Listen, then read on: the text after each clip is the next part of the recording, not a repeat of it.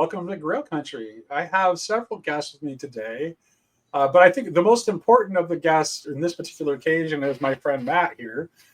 Matt encouraged us to read the book War in Heaven by Charles Williams together. So that's what we're here to talk about today. We're here to talk about Charles Williams' War in Heaven. And we're also joined by Sherry, Hale Zeldin of the Underneath podcast, and was it Jacob? Logan. Actually, I need to change Logan, my I'm so nickname sorry. here. I'm so sorry.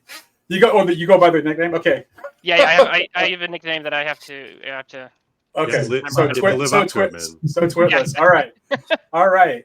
And so Matt, I'm going to go ahead and turn it over to you and tell us why you want to discuss this particular Williams novel and why you think we should be paying more attention to Charles Williams and why you've gathered us here today. I'm so excited for this. So, everyone likes to talk about that hideous strength. It's very hot right now. Mm-hmm.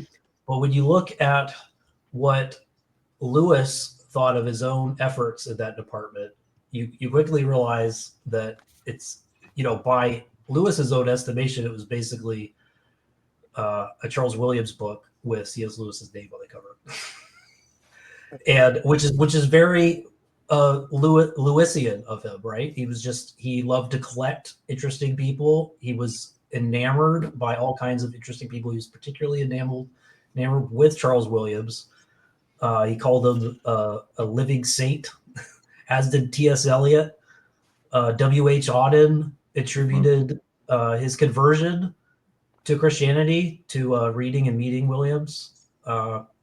This guy's the first. We have McMo in the chat.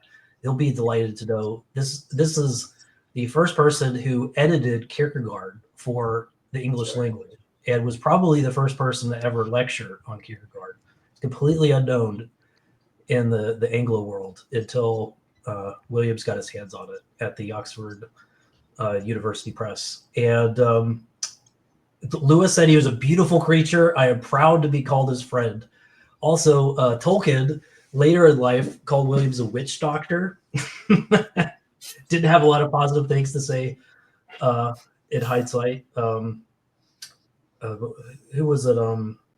Someone said, was it Charles Wren at an Inklings meeting said that William helps us to understand why people were once burned at the stake. So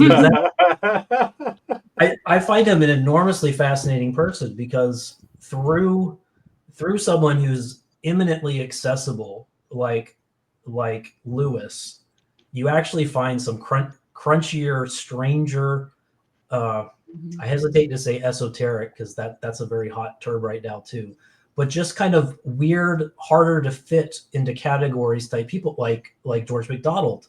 A lot of people find MacDonald through the praises that Lewis gave to him, but he had a lot of praises for his for Williams in particular, and I just think it helps us understand the weird and wild and rich world that the Inklings were operating with. Not all these people were safe. Not all these people were easily understood or conventionally Catholic in that sense. But they are profoundly challenging in the best sense of that, I think. Barfield being one of them and Williams being another one of them. So I just took this opportunity to try and colonize my online friends here so we could tackle this profoundly strange work, this really weird, wild piece of pulp, cosmic horror, perhaps fiction from 1932. That helped inspired Lewis to go into fiction to begin with, probably helped by extension, helped Tolkien to do the sort of stuff that he was doing with The Ring years later as well. So that's Williams, that's Charles Williams, and this is War in Heaven. Right. So I guess for the sake of the audience, I'll just kind of give just a brief overview of the plot of the book. You have essentially it starts off like a detective story. Yeah. Yeah. right? So the opening line of the novel is What a line. yeah, right. It's actually let me just pull up my Kindle here and actually like share it. I think because it is. Kale, would you like to read it for us? Oh yeah, go for it. Yeah, I just got here. Yeah, I guess. Well, see, now that you just said that, my Kindle it did one of those weird resets. We Yeah, usually don't- same thing here. I was like, I had it ready to go, and then then I'm like, oh no. Okay, you got it, Thank Sherry. you, Sherry, you have a lovely reading voice, so please. So is it the prelude? The first line? The very first line, yeah. In the prelude? The telephone bell was ringing wildly, but without result, since there was no one in the room but the corpse. Yeah, perfect. That's great. Yeah. So that's how the novel opens. And so it kind of like it has this setup where it's like, oh, okay, I'm reading like a murder mystery. And it kind of like is a murder mystery, but it's a murder mystery that somehow in the process ends up becoming this story about a struggle over the Holy Grail between forces of good and evil. So it becomes a Grail story. Mm-hmm. And even includes some mythological characters. Specifically, Prester John is a character in the novel that plays a kind of important role. So that's the setup of this. And actually, interestingly enough, unlike Tolkien and Lewis, whose fantastical writing like takes place in like a secondary fantasy world that is different from our own. Charles Williams uses the mundane and ordinary world that was around him as a backdrop for very, very strange events, to say the least. Yeah, which I love. Yeah, me too. It was such a constant sort of this contrast between the sort of the world of the imminent frame and this small little thing in the middle of all this very normal bougie early 20th century world in London and outside of London is just this it sort of enters the cosmic or something like that. But that just Kale, I mean, at the same time they don't. Like a lot of the characters are just so detached from That's this powerful reality that lies underneath everything. And they're, even without spoiling anything, like even towards the end, when the woman who's just been through all that stuff, in church, it's just I don't know, it's I don't even know how to describe it. It was so well. Okay, what I think. Go ahead, Sherry. Sorry. It was one of the things that was really striking to me was how ordinary people would continue to behave in spite of this, extraordinary things that were going on around them. Yeah, Sherry. It's very British. In that and of course, sense. at the very end, Sherry, the little boy says, "Can we go home now?" And it kind of snaps everybody out. They're like, I guess we can. Yeah, right? yeah. Even at in the church, in this amazing church service, she's getting distracted. Yeah. Right. Yeah. So there's a thread, and I've detected it in a lot of British fantastical writing, where you get this very British upper class detachment towards things, and I've seen it in other works, and even if you look at Doctor Who, right, where it's here come the aliens, but can't be late for tea. Right, exactly, and just even the attitude of the Doctor in that way, just towards the fantastical, whereas in America it's no, here come the aliens, we now need to fight them with our weapons, so it's a very different kind of approach to that kind of thing, and so it came across very British. There's nothing in the room except for the corpse, and and oops, I stumbled on it. Whereas if you could think of a hard-boiled detective fiction, and it would just play out very, very differently. Yeah, he doesn't. It's interesting. That's one of the things that's interesting here is that there's actually not that kind of like overwrought descriptions you would get in an American detective novel. No, there's There's none not. of them. Nate. There's Nate, none they're of that none. here. Yeah, they You drop know- a name, and Right. Yeah, Where yeah. Williams expends his energy as a novelist is by giving us like really interesting access to the very complex internal thoughts of various characters. Yes. Yeah. Very psychological novel. Yeah. Yeah, right, exactly. So he gives us, and some of it is disturbing because he gives us, Absolutely. it gives us workings to the inner psychology of a literal Satanist. If I could add to Yeah. that, I think it's psycho. It would be. I might add I might adjust my own description of and say psycho spiritual, because it's he's dealing with a lot of the mind, but a lot of what he's exploring is the psychological. Getting a weird echo. I don't know if anybody else has got that. I can hear it too. Yeah, I got it too. Is it It's twitless. is it me? Is it Matt? Might be Matt, actually. It got quiet when you muted Matt. All right, that's fine. Okay. Sorry. All right. For the record, it was not his children. It was an echo. So Okay. But yeah, we're getting like and there's a very rich tradition of of psychological literature and in modernism where some of that I think picks up another speed to it. What I think is really fascinating and something that sets William apart from even many of his contemporaries is the different nuances of psychological and spiritual approaches. I don't think any two characters in this novel have the exact same spiritual understanding of the cosmos, Right, of right, faith, right. of their savior or what have you. And Yeah.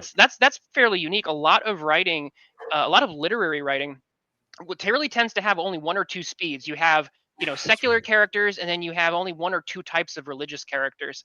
And so it takes, I think, someone who has a more religious understanding to understand the buffet, the wide buffet of different people who can have very, very nuanced perspectives that lead to very wide differences. A difference between like a Mornington or a Duke of North Yeah. Ridings or our Archdeacon, who are fairly similar in a lot of ways, but when you get into these little minor nuances, it's just about something like the grace. Suddenly, you see this. Yeah, it's like me, Kale, and Matt working together to protect the because the Duke is a devout Catholic, and the Archdeacon clearly has more of a reformed framing. Yeah. And Yeah, Mornington is this weird romantic.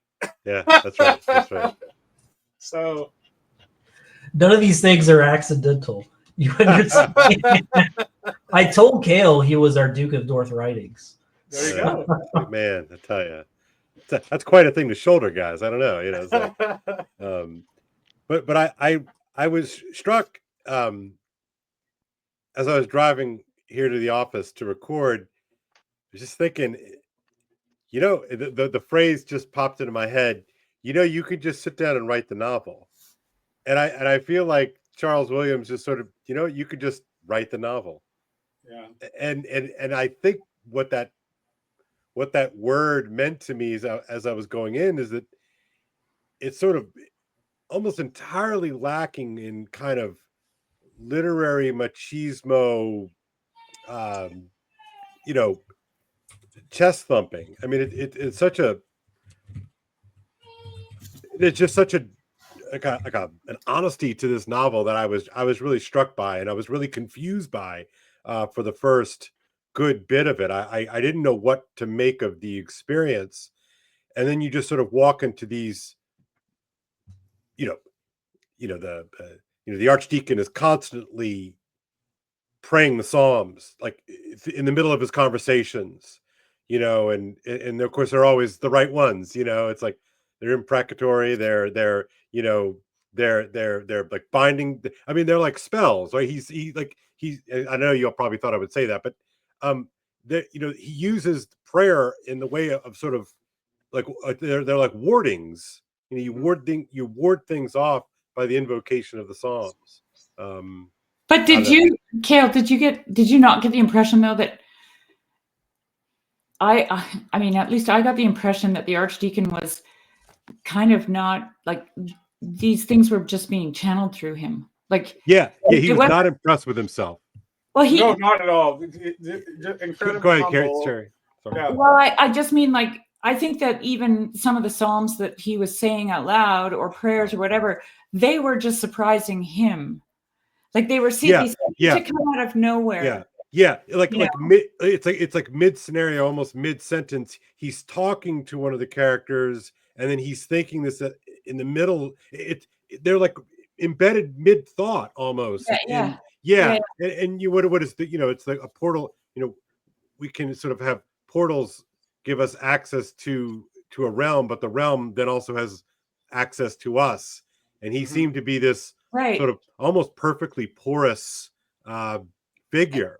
And I think that reflects this idea of the ordinary and the extraordinary being mixed in together. Mm-hmm. Like even in his speech, and then even when Prester John shows up, there's a lot of this mixing of the ordinary and the extraordinary, right? I think, yeah. Sherry, one of the things you said earlier about that, because you see that even you have this really dramatic ending, but you still have that ordinary coming in and into the extraordinary, even in this extraordinary ending. It's still happening, and I think that he's doing that in that bit particular. It's not. I think that's more than just sort of a kind of a laid back Britishness. No, I think he's doing it intentionally because he's using this story about the Grail to say something about the Eucharist. Well, and the way in which the mundane and the extraordinary are interpenetrating all the time without our noticing it. Oh, sorry. Go ahead. I was just going to say, Sherry, there's nothing more mundane than the offering of Melchizedek. I mean, like bread and wine. Like this is like the most yawn whatever that you could imagine. It's not even an animal.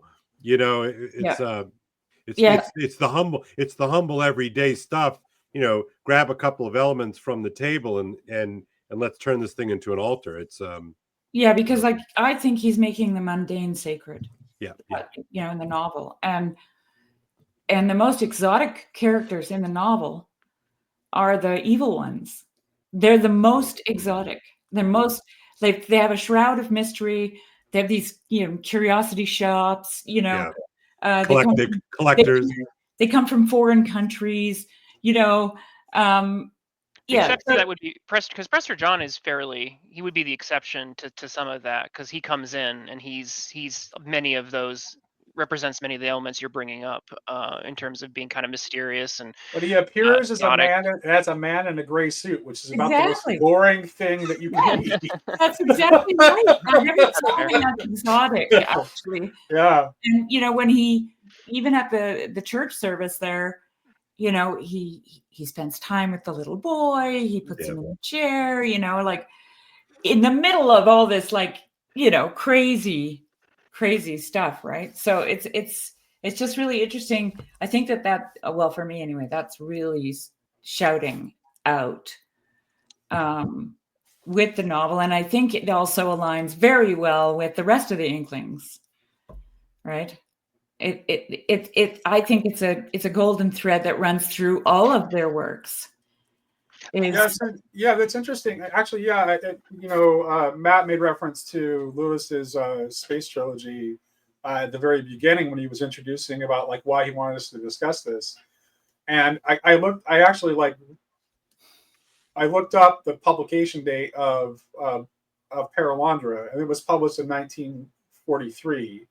And after reading this, it's hard for me not to think that the chilling dialogue that Lewis puts in the mouth of the Unman in Paralandra is drawing heavily on what Williams has done here, where he lays out the psychology of evil. Yeah, I thought of the Unman in relationship to this too, actually. Yeah. Yeah, what's striking about the portrayal of the Unman in Paralandra is how un-Screwtapian it is. Right. Screwtape is so charming and hilarious, right? And wry and funny, and I'm I'm not cracking on that work. I think that work does important stuff, right? But I think with Paralandra, and then I think he does tack more toward a Williams, sort of a spirit of Williams in terms of his depictions of these of these demonic Satanists, right, Nate, and even well, and then my understanding, Nate, was that when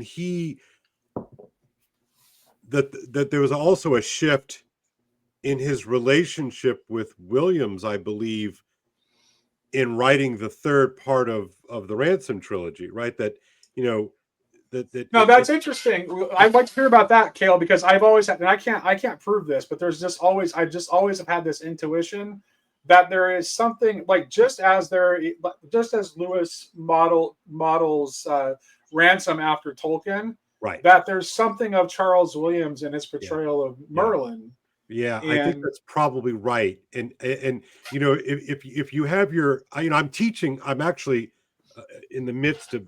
I just taught Paralandra, and that before that, Out of the Silent Planet, and we are about 2/3 of the way through that Hideous Strength right now. And this is the first time that I've taught the novels. I've read them before, but teaching a novel is a different thing. You have to read differently. At least I do. I read differently when I have to teach it.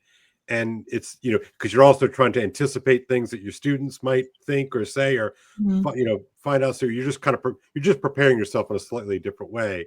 And, there's just a stark difference, in the third installment. And So. I think two things happen between the publication of Paralandra. Did you say Paralandra was 44? 43. Yeah, 43. Good, because I'm pretty sure Williams died in 46. Right. So I'm not sure when that Hideous Strength came out. 47. So okay. So he'd already died. So he had died. So okay. Abolition of Man, I believe, was delivered in the spring of 44. I think it was in the middle of the war. And those of you, I'm sure that in the beginning of that Hideous Strength, he says something along the lines of, if you sort of want a kind of philosophical, abstract sort of notion of what I'm trying to do here, go read Abolition of Man, which he had delivered. But this is sort of, putting it in kind of narrative form. And, and I remember when I read that, gosh, that was in the, like 1993, 94 when I was an undergrad. And I remember being kind of snotty about that. I'm like, oh, well, I thought it was a little bit on the nose because I don't think I sort of fully appreciated what he was doing with the narrative. But anyway, this is not about that Hideous Strength. But I just think that Williams, it seems to me, clearly influenced the third installment of the Ransom trilogy. Right. And I think you can really feel it. And and definitely there's a little bit of Owen Barfield in there as well, per my understanding. So, I think Barfield is like pretty much like hanging in the background of the work of all the Inklings. That's only because you like Barfield. No, it's because it's fair. It's fair, Sherry. It's fair. Nate's on good ground there. Because I see George MacDonald hanging around in the back. Oh well, yeah, but that would. Well, Sherry, George MacDonald is a sort of a precondition of all of this collection of friends, right? That's almost like that's like canon for them. Exactly. I've always had the image in my mind of them. And MacDonald is very much standing on the shoulders of Coleridge too. So yeah, I've always had this really image of them hovering over MacDonald's imagination essay. Yeah, right. And then from there moving out into these worlds of, and this is what I wanted to say about this, making the mundane sacred and the ordinary and the extraordinary. This is precisely what MacDonald's doing all the time, to show us that the world is already enchanted, right? And so there's a way of moving in and out of the enchantment, right? But the way Williams does it is it's almost, could I use the word vulgar in its original meaning? Right. Of course, yeah. Oh, okay, yeah. Well, he's the lower middle class guy. Right. So okay. Then that makes sense. Well, the book is very pulpy. I remember when I read it, Yeah. I had a pre-discussion with Matt, and I said after reading it, I could very much see why this became a forgotten lore, because the literary canon doesn't know what to do with this because of how pulpy it is. Because Right. as slow as it might move for maybe modern audiences, it's moving at a lightning fast pace, faster than even a lot of sensation fiction. Well, And you're right. I agree with this pulp call. It's there's like sort of a casual. That's what I mean about the novel does not. It doesn't flex. There's no pretense to this thing. Right. Yeah. Right. And so that makes total sense with what you're saying to me. That to call it pulpy is, I know you're not trying to throw it under the bus, but it's no, I enjoy pulp. I'm just saying that when yeah. reading it, it's like the fact that it's within the first few chapters. Although I'm a fan of pulp, and Yeah. it's actually one of the things that, yes, pulp has like that kind of action stuff too, but like Howard and Lovecraft, who are two of my favorite pulp writers, they love their poetically descriptive passages that you just don't find that here. So there's a way, and also the pulp writers like to add a lot of, they like to say things with maximal language because they got paid by the word. Right. And Williams has much more of a minimalism here. But I understand what you're saying. It's because it's the pacing that makes it feel pulpy. like pulp, because he has a pulp like pacing, but his style is very different. Yeah, it's definitely because, just to reinforce a point here. I mean, this is a guy who was good friends with the modernist T.S. Eliot at the same time as being friends with the anti-modernists in the Inklings. Right. And Matt, so we can bridge both. And remember, Lewis and Eliot were sort of famous enemies until they became really great friends at the end of their lives. They did not like each other. and I think that was really more Lewis really did not like Eliot, and really distrusted Eliot until there's a great, I read an interesting little article or something about how they became friends in the last 10 years of their lives. But yeah, they were, and that's what I mean. Like Eliot is, actually, I did the math one day, and Eliot is the same age as, Lewis is the same age as, I'm going to do a shift here. In Brideshead Revisited, he's the same age as Sebastian and Charles Ryder. And remember, in Brideshead, the joke, remember, I think it's their second semester, their first year, the bombastic, I'm not going to remember his name right now, it'll come to me in just a second, is hanging out of the window, belting out The Wasteland, right? And so so Eliot is sort of this voice of sort of bombast and sort of huff puffery and all of that, and Lewis very much saw himself as like, that's just kind of garbage. Hey, Cale, do you happen to know, was their relationship repaired before or after they worked together on the revision of the Anglican Psalter? That was, if memory serves, that was the sort of the common ground that they came together. Like it was through that process, through working together on that revision of the Anglican Psalter that they did respectively. That makes sense. Yeah. How cool is that? If I could just go back for just a second. So no, Mick-Mo, we cannot talk about the first ointment scene. Goodness gracious, you sicko! I'm happy to wade into that. But or maybe not happy, but I'll do it begrudgingly. But so I understand that I think that from a literary canon side, it's too pulpy. Like from teaching this from the typical literary canon, people be like, this is too pulpy for us. Yeah. This does not meet with our expectations. But I also think that for the Christian side of things, so I think the reason why it fell between the cracks is because the literary canon side doesn't know what to do with Williams, and then the Christian and then the Christian fantasists don't know what to do with him either, because he violates a bunch of their taboos as well. So it's like you're right down the crack into you're getting into the forgotten territory, which makes him more fun to rediscover because you find out this wonderful bridging of things that is not very common. So again, thank you, Matt, for yeah, David Bentley Hart hates him. like so like a lot of Charles the Williams. a lot of the literary snob types really just don't care for him. Not surprising. Well, that's what I was trying to. That's what I was trying to say, Nate. Like when I was first. So I read That Hideous Strength and Charles Williams in the same term. One of my years in college, and I very much, so I was a lit major, and we were very much sort of like new critical, like we were really into that whole thing, but it was very much a kind of high modern, high Anglo-Catholic. That was sort of like setting that bar pretty darn high, and Right. and so I had more snobbery when it came to Lewis. I mean, I didn't start reading Lewis for real, and really 6 or 7 years ago because of my own kind of snobbery. I thought it was sort of kind of Christian.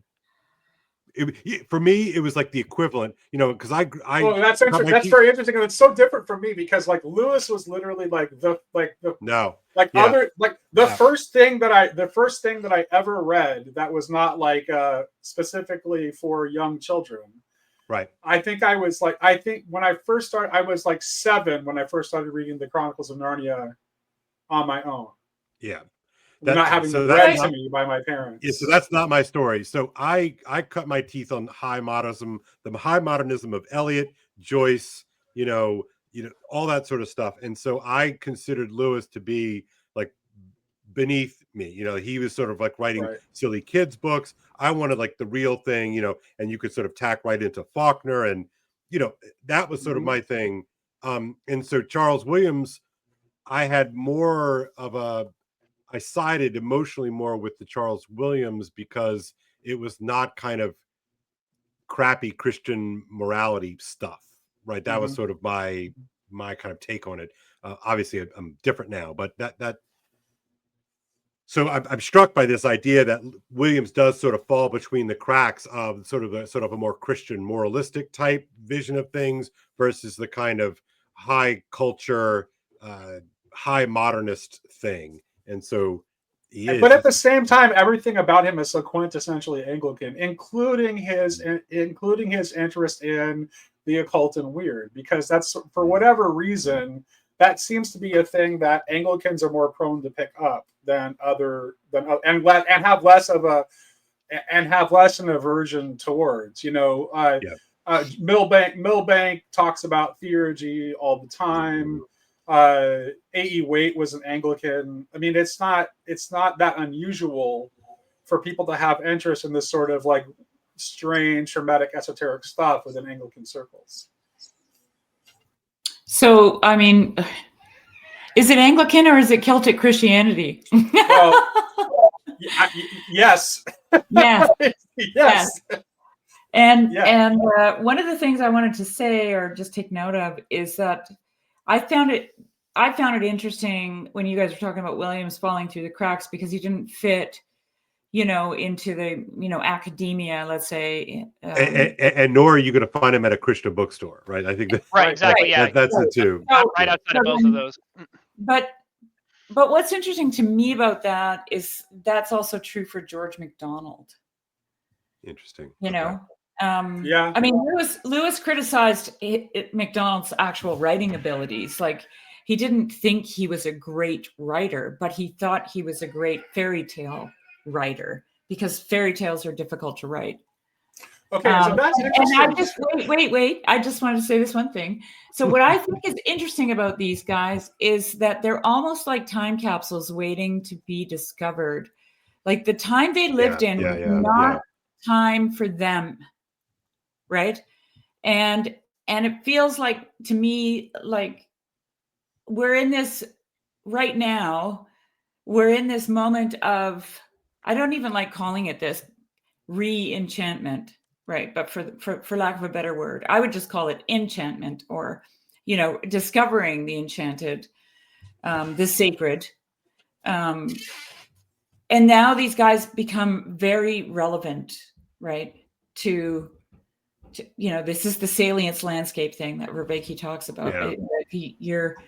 You're like, oh, wait a minute. He's making the mundane sacred. Like he's re-enchanting the ordinary. He's, And that's what McDonald was doing too. And for some reason, it didn't seem to really nail anything in their day. Well, if I could hazard a sort of a half-assed historical lesson here, Yeah. or the frame, I wonder if the things that Lewis and Williams and Tolkien and the rest of the gang were working on got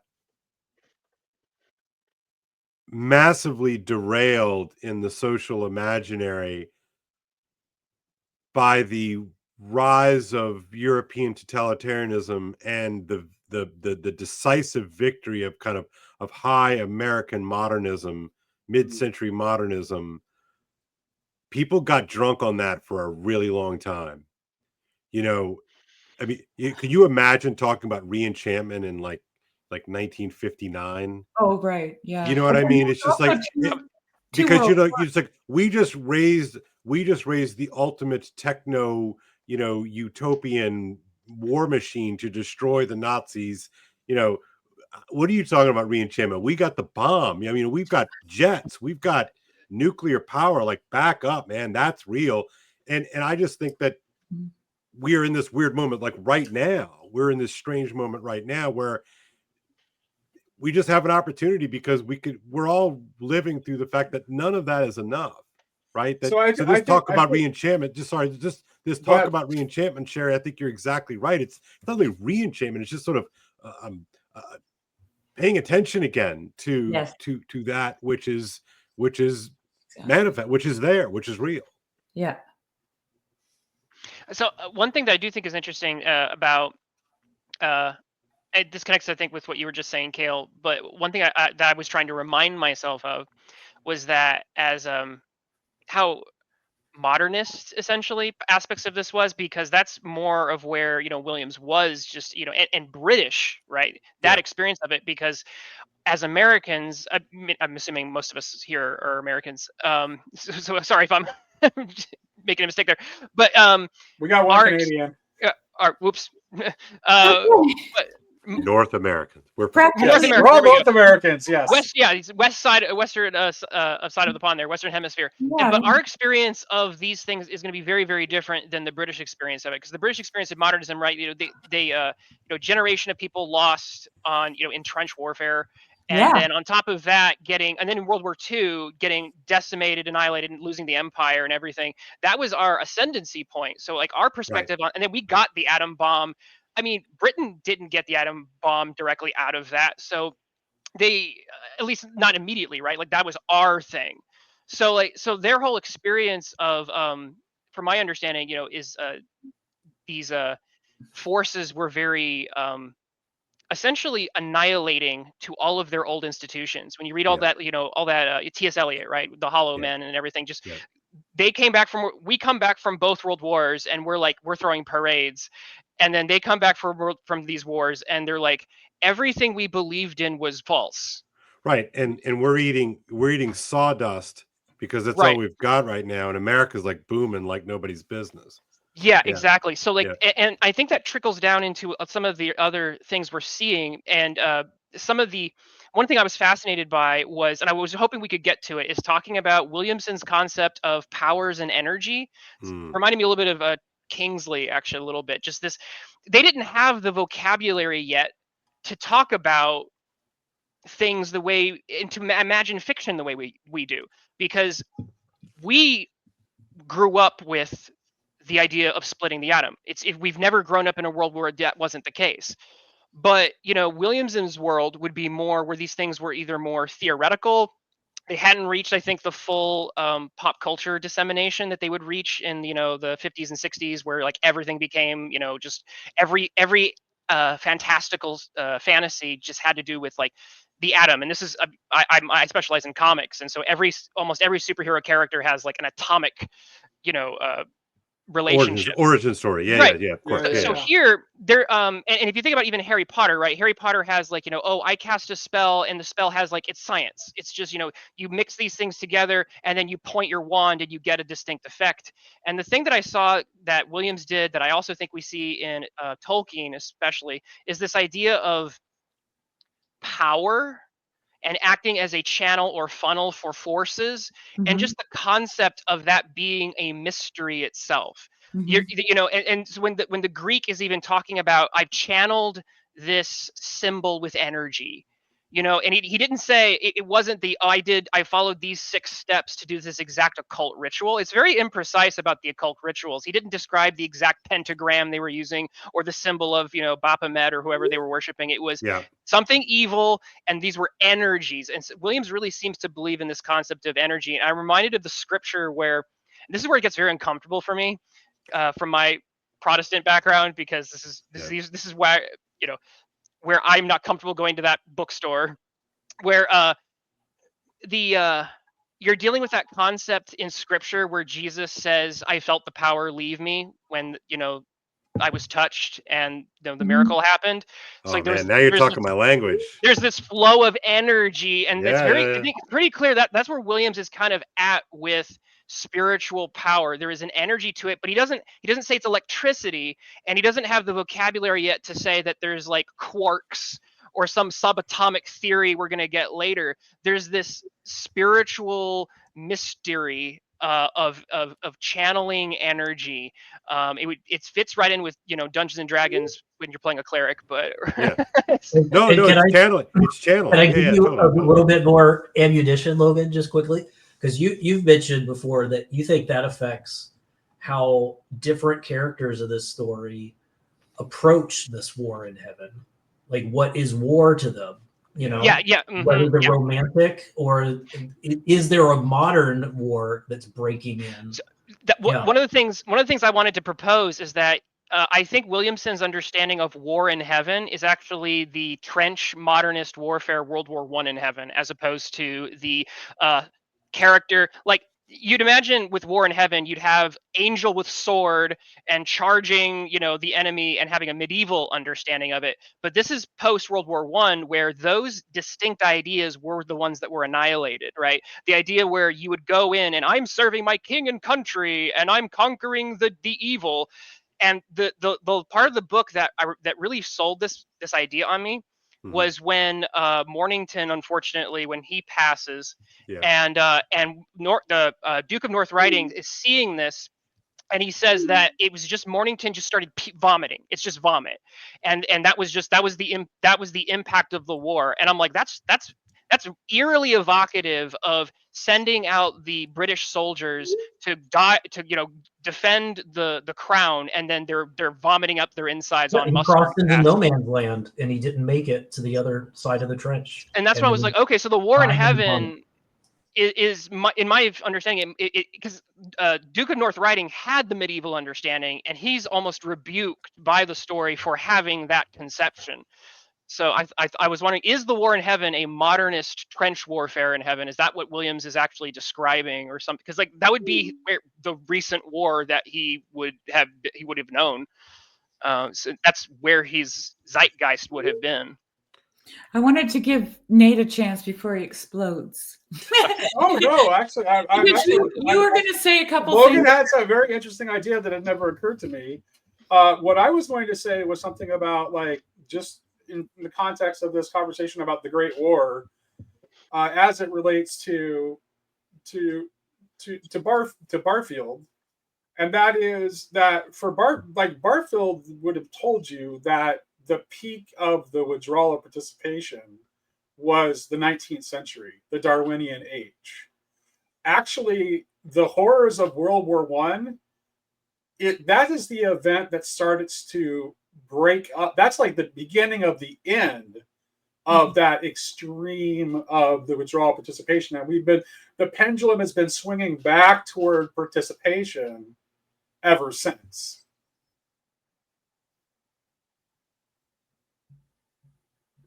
Can you unpack that? I know Kale. Yeah. Kale's Okay. trying to crack that. Sure. Okay. So actually, okay. So in one of his later essays, Barfield, normally in most of his books, like in Poetic Diction and in Saving the Appearances, he uses the word participation to distinguish what he's talking about.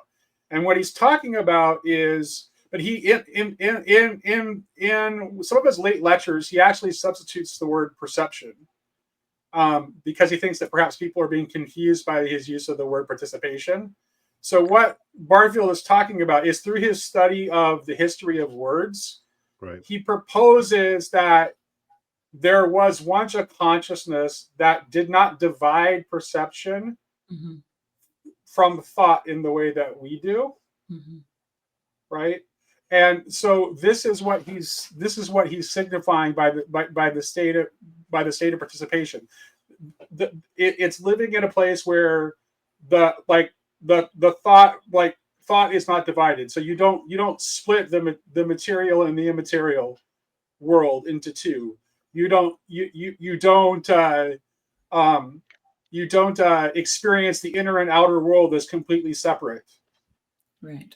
Right, and he points toward like the former unity of meaning of words that we have from ancient like the quintessential example he uses in poetic diction is the Greek word pneuma, which means breath, spirit, and wind, and it doesn't mean it as three distinct meanings. It means it as a single unified meaning. So you're talking Because about like the understanding of the ancient Greek consciousness did not see those things as separate from one another. Mm-hmm. Yeah.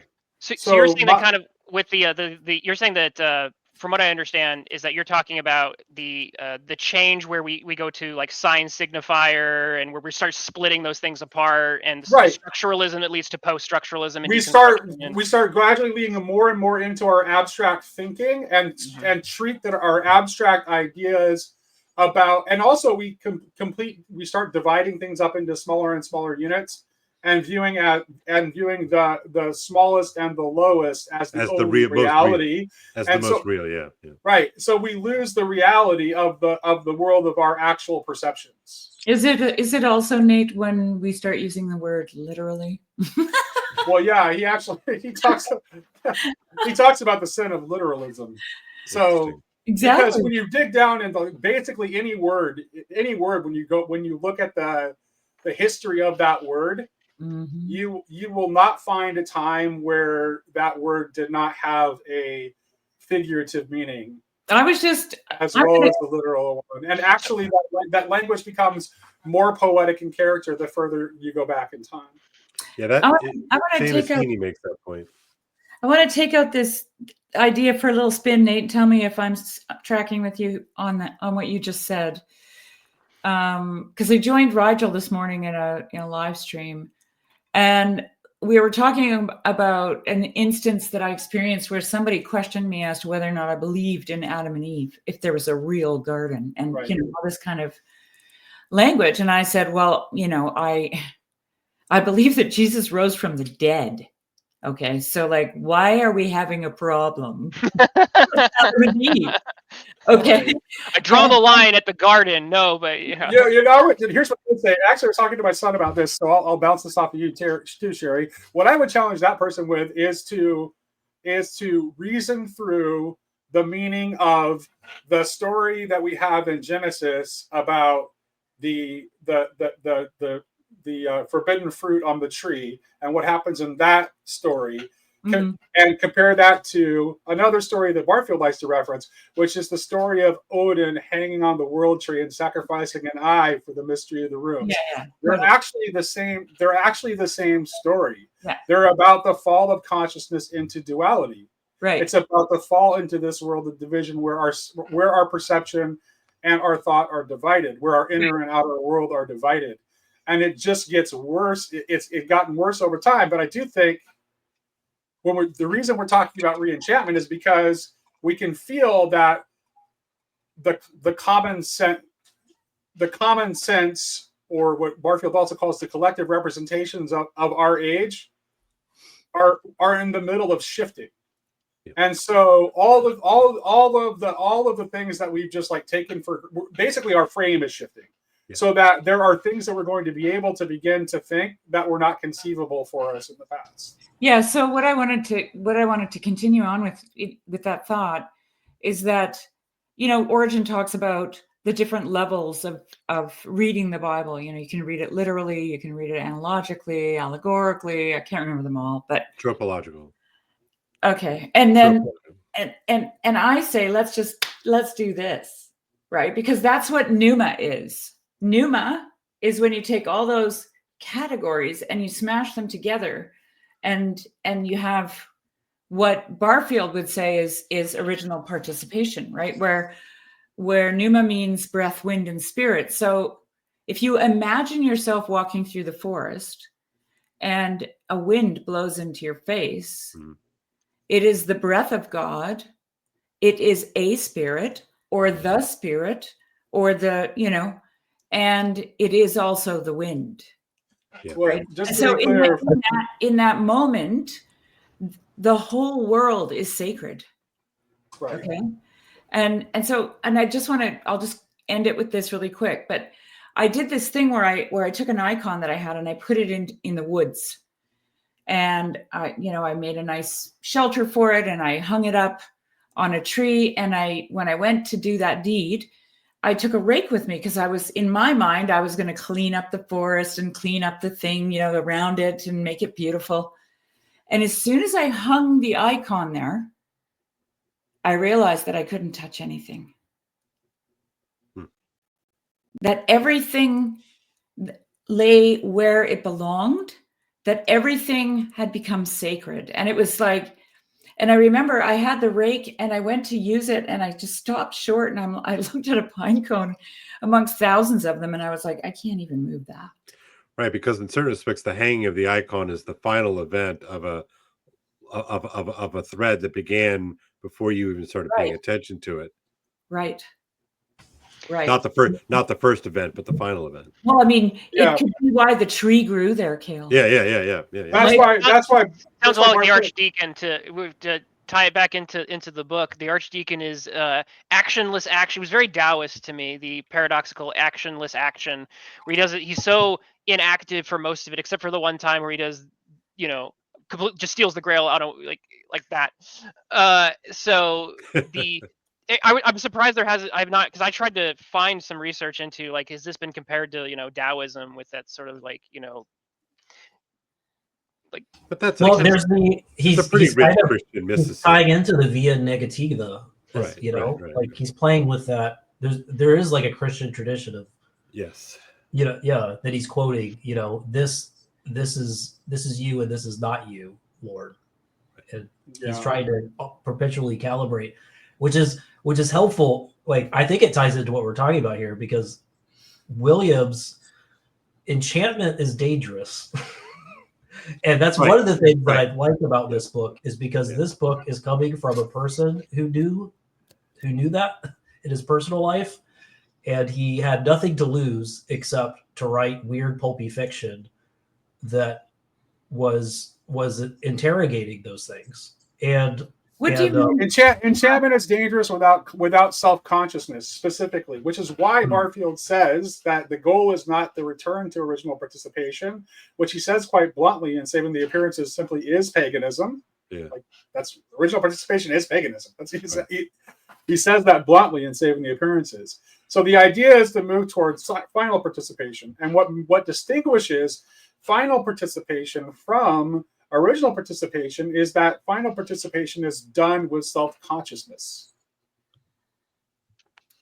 So there is a degree of awareness and deliberation, and the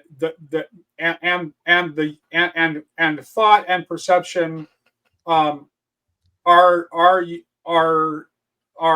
brought into closer unity, but without the danger of possession, essentially. Yeah. Okay. I want to say something about this enchantment thing, because I don't think it's fair to just say he doesn't like enchantment, because I think he's showing us two kinds of enchantment. He's showing us an enchantment that I think that's what Matt was saying. He's very affirming of it, but he's demonstrating that it's not safe. Well, what I wanted to say about it, the two kinds, is that the one is for the sake of power, and the other is for the sake of process. That's why it doesn't interfere with the ordinary. It actually incorporates the ordinary into it. Adrian still has to grow up. Barbara still has to be his mother, right? So-and-so still has to die. like life continues on. And like Kale said, the little boy says, let's go home, right? Because that's what one does after church. Yeah. You go home, right? And so God uses the process of our lives to, that his enchantment is wound up in the process of our everyday lives. And the kind of enchantment that he's warning against is the one that lives for power, essentially. Do I have that? And actually wants to subvert, is hostile to and wants to subvert the ordinary. Yeah, which is well, I don't know, but what makes me think of is the commandment to choose life. How are we defining enchantment here? Just so I can be on the same page with everybody. Well, there's two kinds in the story. There's this evil enchantment, right? That desires to possess, desires power, and then there's an enchantment that makes the mundane sacred. Yeah, in fact, the evil people in this novel, they're always talking about possession and destruction, right? So the really dark guy is like, he's not even into possession anymore. Right. He's just all out for destruction. He's an ally of death, of absolute death, the most perfect evil.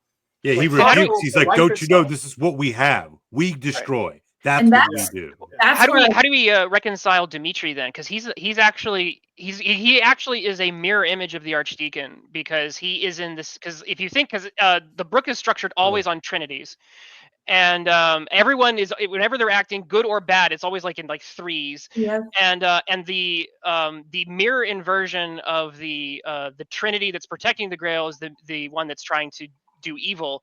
And you have destruction, you have power and corruption, and then you've got Dimitri, who's very much like the inverse of the Archdeacon, who's more in tune with the way the energies are actually going, and is a lot more about, because the Archdeacon says, again, this actionless action, like, like just whatever will be, and Dimitri says the exact same thing, but just has a slightly different, like, I had a hard time parsing out what he was doing, because he's like, whatever will be, and that's exactly what the Archdeacon says. So it's just I think they both inhabit the mediator, is what they do. That's what they do, which is the truly human being, right? But like it is what the human being is for, even in occult sciences. The human being is a mediator. There is something more sinister, right, behind what Dimitri is doing, though, because when the Archdeacon gets in touch with his spirit at the very end, there's something he calls it the negation. It wasn't destruction. It was just some sort of like denial. It was like to negate everything, that all the positive energies that were good. It was like, no. But that's it's a delusion, don't you think? Like that's not actually reality. Like I don't want to give away the story, so I'm not going to say anything. But what I got from the story, that was, no matter how evil and how climactic the evil became, it just actually gave more power to the good, right? Like, so, like, there is no. Nate has said this to me for years, and I never really quite understood it. But it doesn't exist. Evil doesn't exist, right? The only existing thing is the good. Well, that's why you have possession and destruction. But possession is the desire to take the good, to use it to one's own. But it can't create being, or it wants to destroy the good. So it either wants to take possession of the good or to destroy the good, because it has no ontological status. I think Dimitri is interesting, though, because he does seem to have this sort of like passive character, but I think like his is more of like of an apathy, in the sense of the sin of apathy. Whereas the Archdeacon is more like, what I think of when I think of the Archdeacon's like stance is that the Archdeacon has mastered concentration without effort.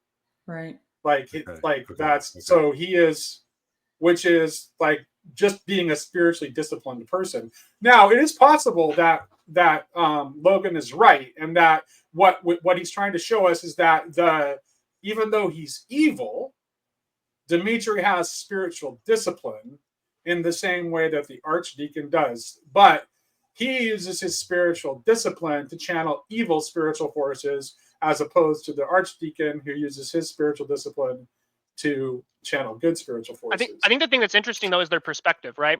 Because Right. Manasseh thinks that he has the ability to destroy, whether or not he does or not. Right. He believes he does. And the Duke of North Ridings and Mornington also believe that they have a more agency than the story ultimately implies. Yeah. Dimitri and the Archdeacon are the two characters who understand that they are basically channeling forces, and they both have this sort of passivity regarding that. And again, both of them end up saying kind of whatever will be, will be. That's the weird part, though, because if it makes sense that the Archdeacon would be that way because he's in tune with, the good. How can you be in tune with evil and have that perspective? That's the part that I'm still like. Yeah, because I think this is the underlying part. Well, that's why I point, Logan. That's why I point toward apathy, because apathy is the evil spirit that is kind of like, whatever.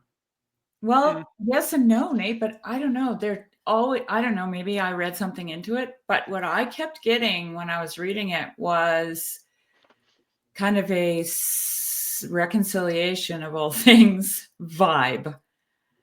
And if that were the case, though, would it not? Because like the end of because Prester John comes in the culmination and delivers, the Grail basically delivers onto everyone essentially what they've put into it.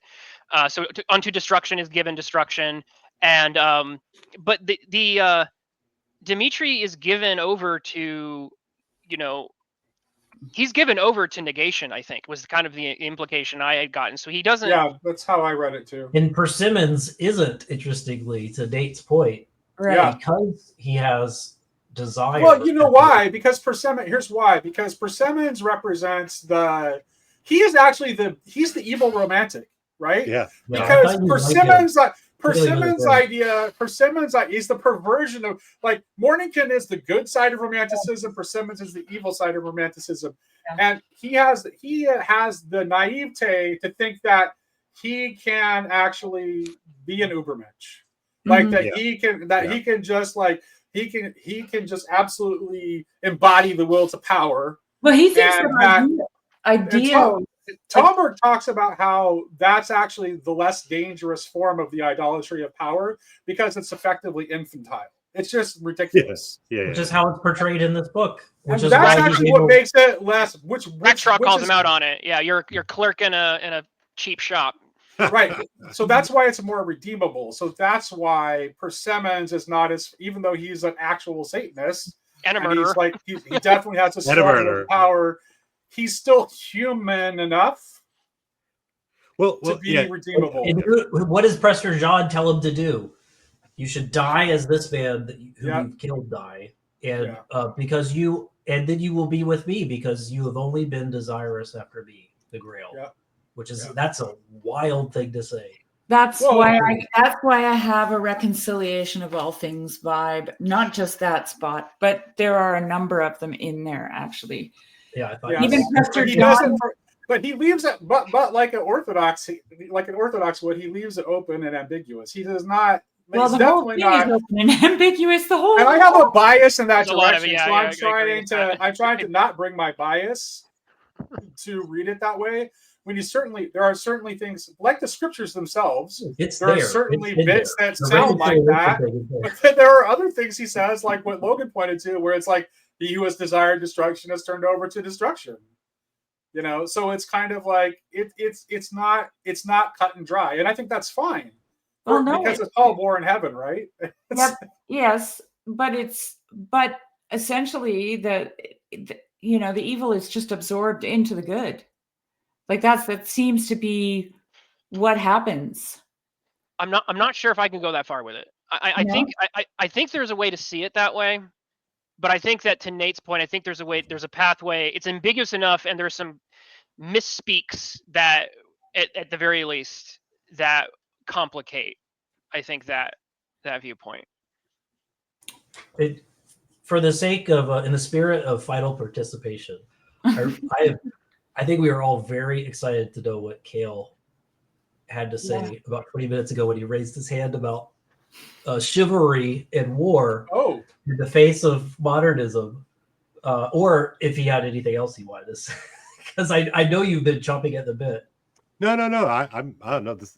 No, I'm not angry. I promise. I'm just, I just don't know if I'm interested in the thread. Nate, I think you alluded to this, to go from this Inkling fellowship, to McDonald to Coleridge, if we're sort of tracing this thing back.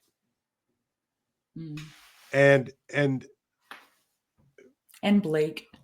Yeah, of course, yes, and Blake, yes. Yeah. No, in the romantic thread, as a reaction, as an early and pretty potent reaction to the coming grinder of industrial modernism. You look at, it's just striking to me that in 1930 you are a mere 100 years away from railroads. You're only so you're like, what, 3 generations away from massive industrialization. Oh yeah. And full disclosure, a friend of mine made me watch Nosferatu the other day. The new one or the old one? The new one. Sorry. And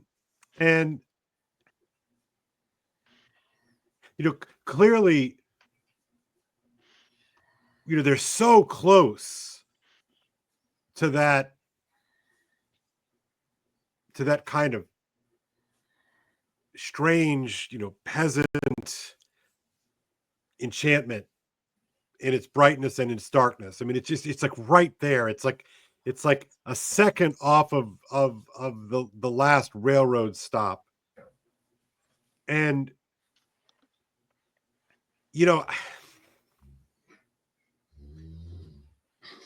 I just don't know. I don't know that, Nate, you said it was sort of the culmination point of something, not so sure about that.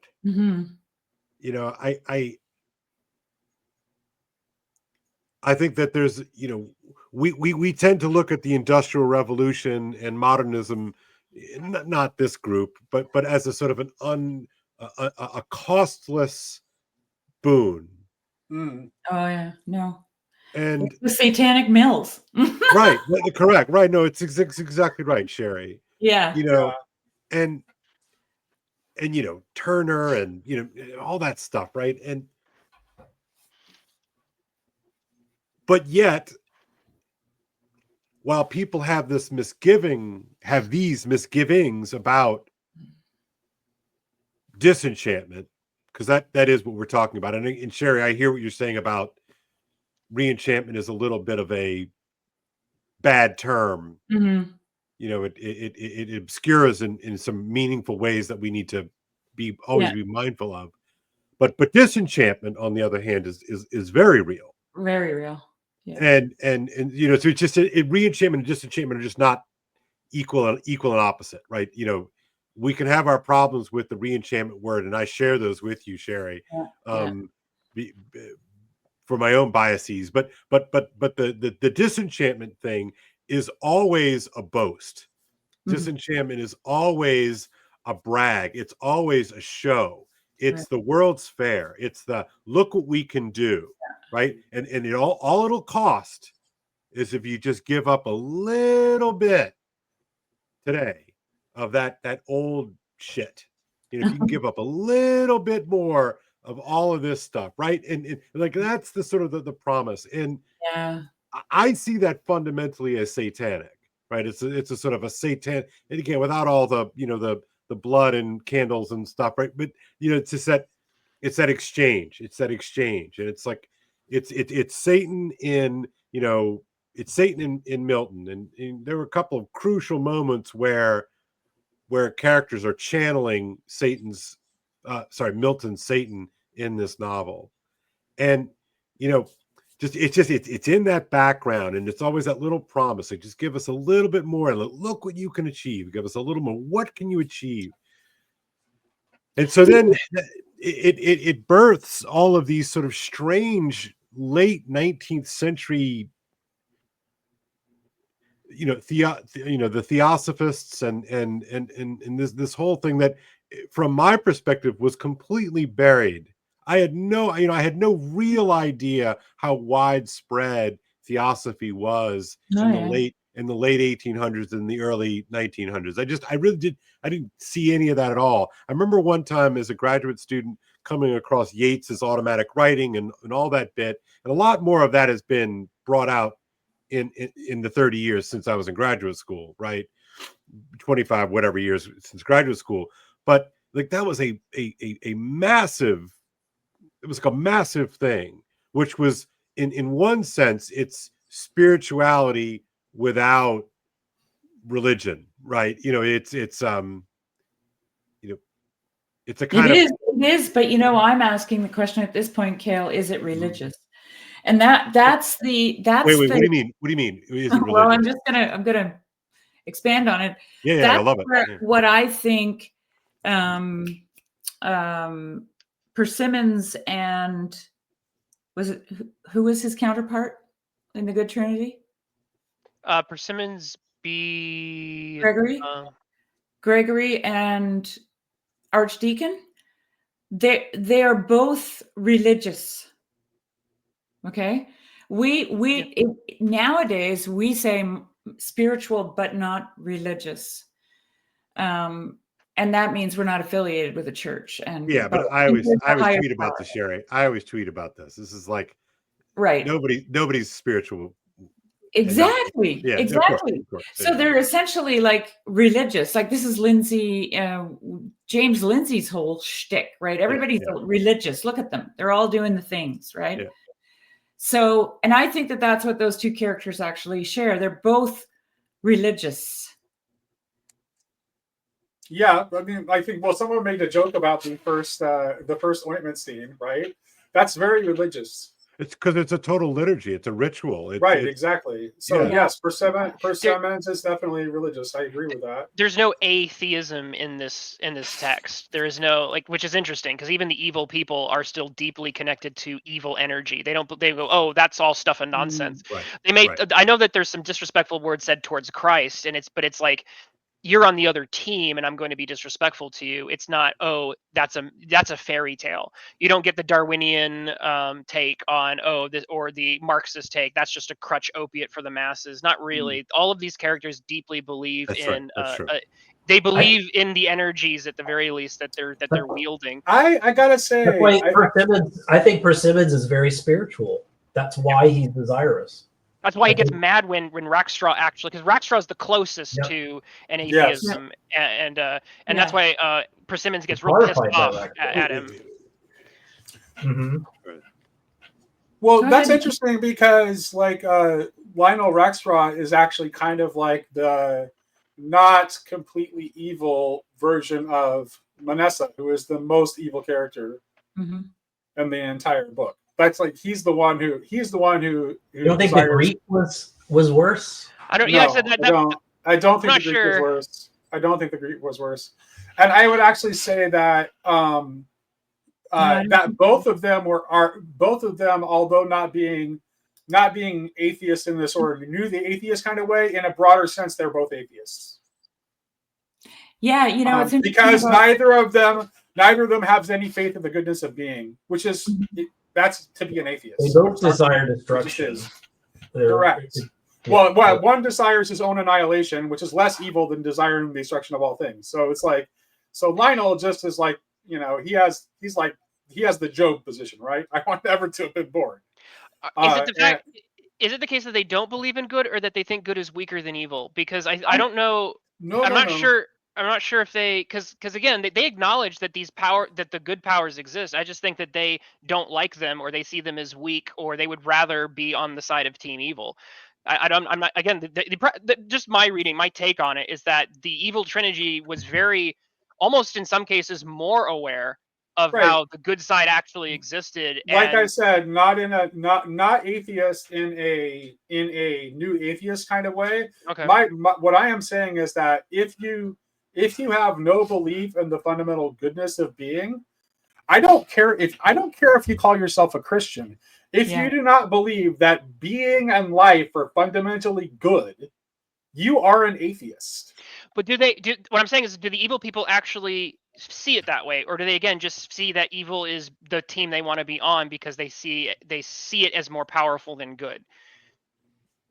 Well, we don't. That's interesting because Manessa is actually the one whose inner thoughts we don't have access to, really. I just get a sense that they're just drunk on the power that they're experiencing. Don't you think? Like Well, they seem. In the case of Persimmons, that's definitely true. The Greek, we don't get much of the inner workings of the thoughts of the Greek or of Manessa, though. Yeah, you should pick it up from dialogue mostly, and a couple of their attitudes, descriptions. Yeah, which ties into Sherry's insight that evil is exotic in this story. Like they're the only two opaque characters in a way. Well, and I think he suggested. I think he might be telling us that they're not strictly human. Because notice that, right? Because he holds out for the redemption of Persimmons, who is evil but clearly human. And it's like, I think one of the reasons that we don't have access to the thoughts for these two mysterious figures is that I think, like Prester John, they're not necessarily entirely human. So would that make Manasseh the wandering Jew? Are we going into like the folklore? Potentially, yes. Yes. Okay. I mean, I'm saying that Prester John. I mean, they seem to be mythological figures and not real people. I don't think there's enough evidence for me to be 100% certain on that. But proposing it, I'm like, I can't really argue with that being a possibility. No.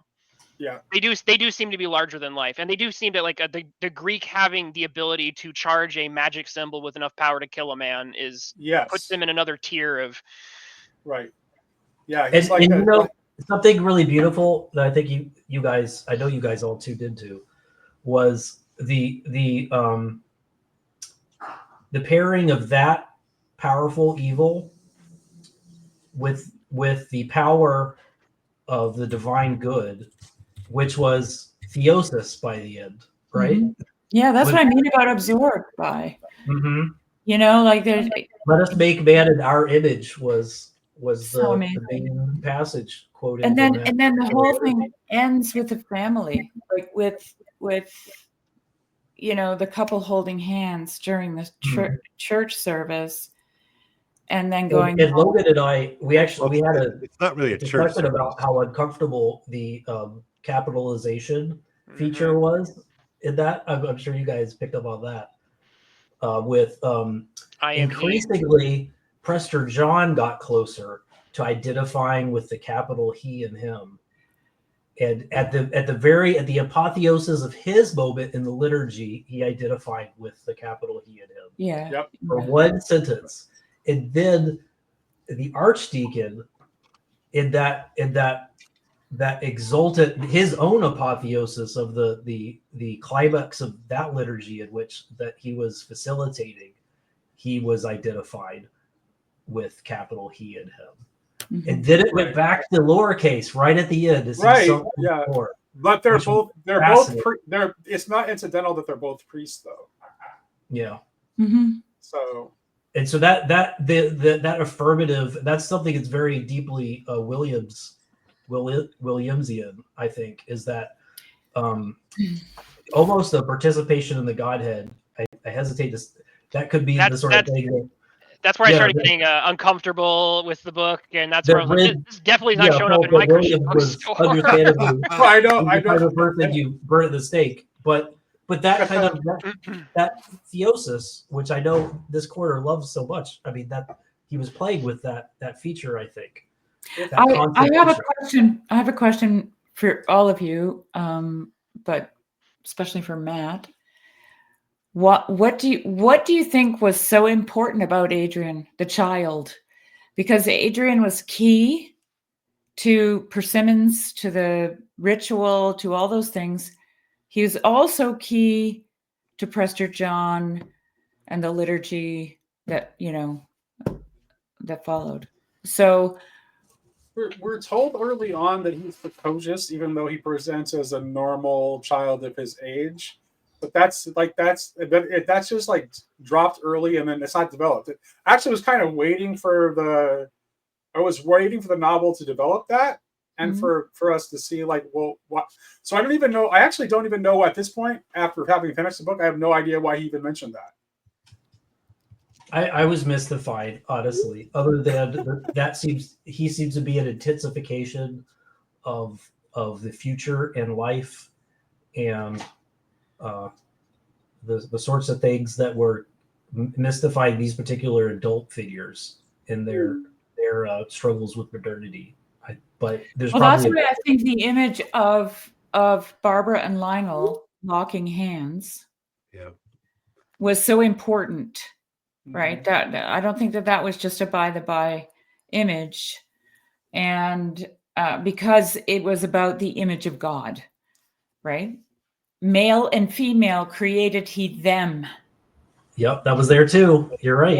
Yeah. Just like that hideous strength, we start with a thoroughly modernist family, husband and wife family dynamic that what is presented in such a rote fashion that we accept it as normal, and then we, over the course of the story, we get an increasingly preternatural view of the modern family unit, and we see how unnatural it has become, and then it has to be consummated back into what it should be by the end, by that climax with that reunity of and their child serves at the altar. Yeah, that's huge. He also forms another Trinity. Majorly huge. I think he also serves another Trinity between mother, father, son as well, which I think plays into, again, Williams loves to set up all these three, all the things that happen, good or evil. It's always this coming together of threes, which, dark mirror of the Trinity, or the embodiment of it, and you get a pretty powerful image that's pretty close to low key, Logan. I think this is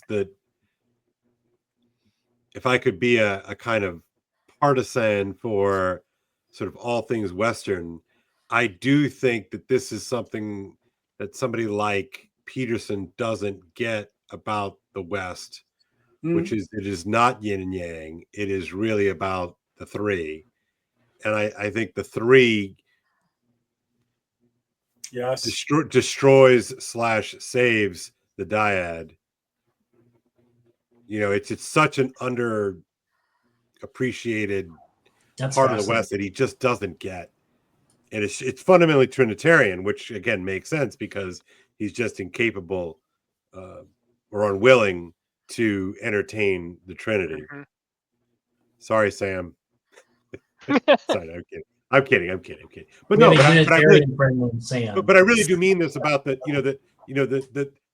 Trinity thing is like weird, and it's new, and it's underappreciated as far as a model. And so I love the fact, Logan, you really you're zeroing you really are grabbing my attention to sort of see this three, these repetitions of threes play out in this novel. That's good. And I'm all about the Trinity. And I also don't think how it. Okay. If it was only two, it would be dialectical. If it's three, it's relational. Yeah, and it's not Hegelian. Yeah. Well, that connects, Sherry, with your point, though, because if it's relational, then the child is super important because that's the perfect. Not only is it three, Logan, which sort of exists, but it's also the future, right? It's like the two in the present and the third into the future, but it also operates as a kind of as a three. And I mean, the obvious thing is, in order to enter the kingdom of heaven, you must become like a little child. Like a child, yeah. And so just to tie this to Barfield again, one of the things that Barfield talks about is the idea like that we can't seem in the modern age, we can't seem to wrap our heads around the idea of differentiation without division. No. And so this is why it's important for us to understand Trinity, because that's what the Trinity teaches us. It's this principle that you can differentiate without dividing. That's cool. Well, that's what this whole book does. That's right. That's right. This whole book differentiates without division. Mhm. And that's why I get a reconciliation vibe, right? Because to me, it's really muddying the waters of a dualistic theology, of good and evil. What is good and evil? What is the knowledge of good and evil? Like, all of there is a, I'm not even going to say it because it's going to be misconstrued, so I won't bother. But I just, what is this censoring, Sherry? I don't understand. Sherry, what if we ever let something, the possibility of something being misconstrued stop us from saying it again? I hope I am in no way inspiring this self-censorship. I just want to. That's kind of our brand. No, not you. I'm just, I don't have the proper vocabulary for these things, and then I plop something out there, and everyone's Can I give you something, Sherry, that maybe this is less I'll take it, man. Hopefully you find this interesting. I'll take it. There's something peculiarly.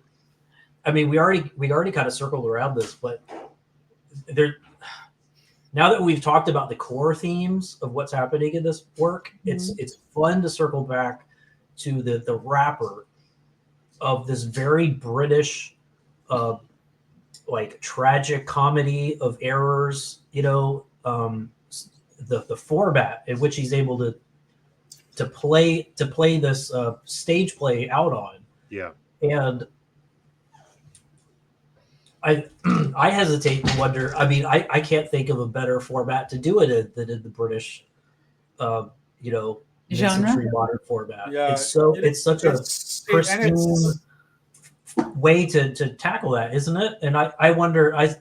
There's a reason a bunch of North Americans are reading a British work from 100 years ago. Yeah, and then I just feel like this super powerful saturation of Celtic paganism and Celtic Christianity in this story, and now Logan's kind of enlightened us with the trinities, right? All these trinities, but then the trinities are also a trinity. There's 3 trinities. Okay, and that's a trinity. And so what I'm seeing now is the triskelion. Oh, right. Which is a very ancient and very popular Celtic symbol.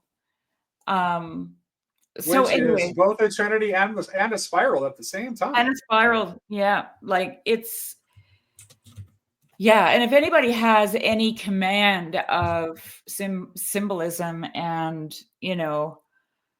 like I'm sure Williams did, being in the places that he was, the triskelion is a fascinating symbol. Like it's this, it's a quasi symbol of reality that people accuse Christianity of co-opting, but I think it's just simply a symbol of reality. See, there we go. That's the triskelion.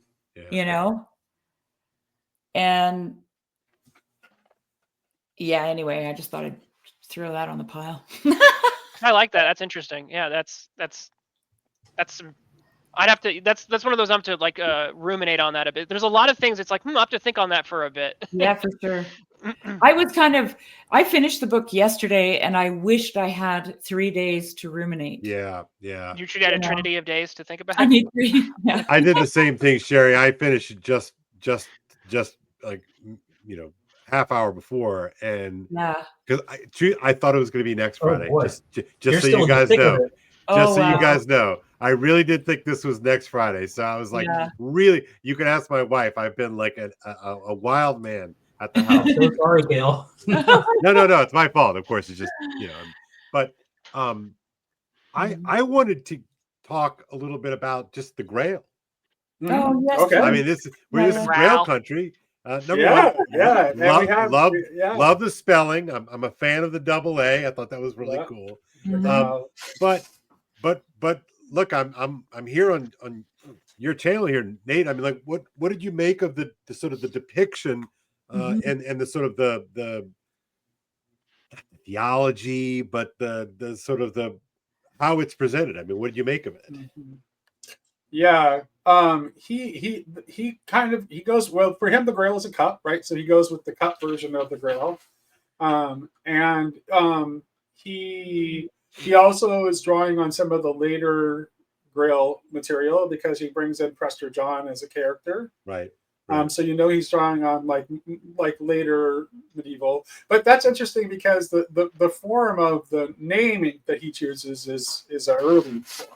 Yeah. So I think he's trying to he's really using he's actually not making, I mean, the Grail is kind of like it's there, but it's like it's clearly, it's not as important as it seems on the surface. Right. In some ways, it really is. Is it a MacGuffin? Is it a MacGuffin? Yeah, it's a MacGuffin, but he also, it's weird because he's using it as a MacGuffin, but he also is using the symbolism of the Grail in a very deep and profound way.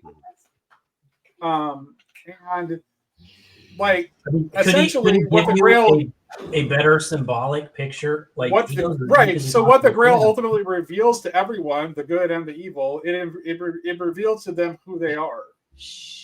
Huh.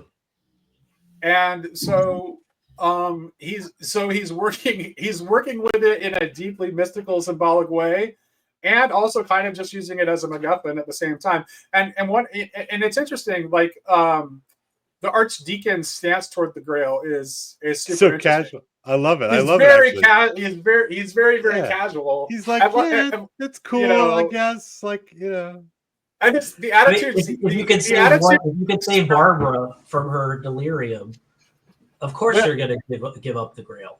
It's God's nose will not be twisted. He has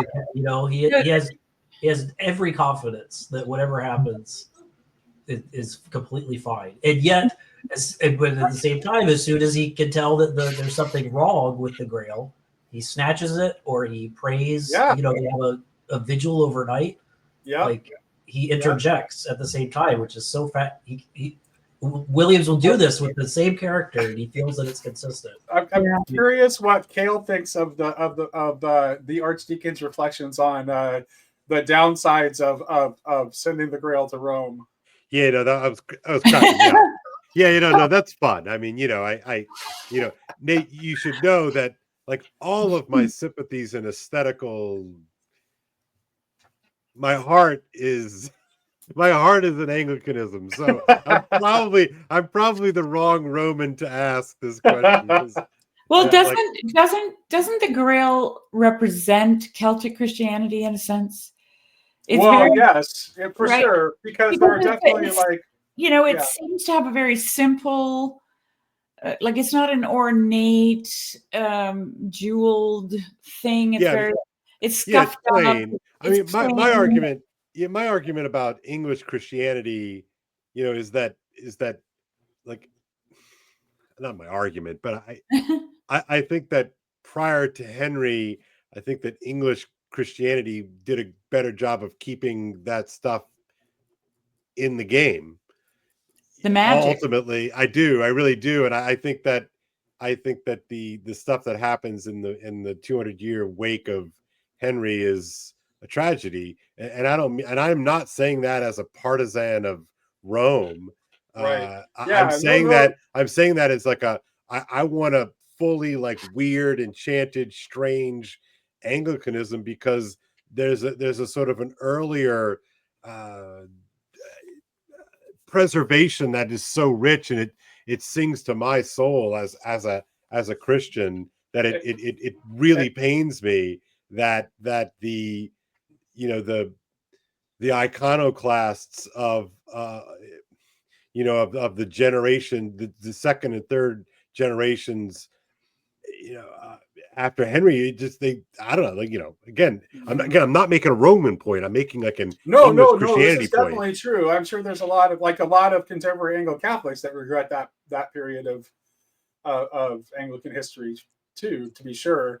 And maybe at some point in the future there'll be a Sarmite church in communion with Rome that we can we could both attend and be happy. Amen. No, I mean, that's what I want. But I mean, again, I'm probably going to make all the Catholics angry with me because I'm not being partisan enough. But I mean, I just, there is just something peculiar. Well, I mean, look, with the way that Lewis talks about this and that hideous strength that, you know, Logers in Britain, right? You know, that I find, you know, English Puritanism / you know, sort of capital P Protestantism to be British. And I see that Logers as a sort of a more ancient, more full Christianity. And again, I don't even have to talk about, I don't care about Rome in this context. I really don't. Right, but there's an enchanted, you know, beauty to that is gone. It's, you know, we're not gone. It's just, it's so faint. And so the funny quibbles between like the Duke and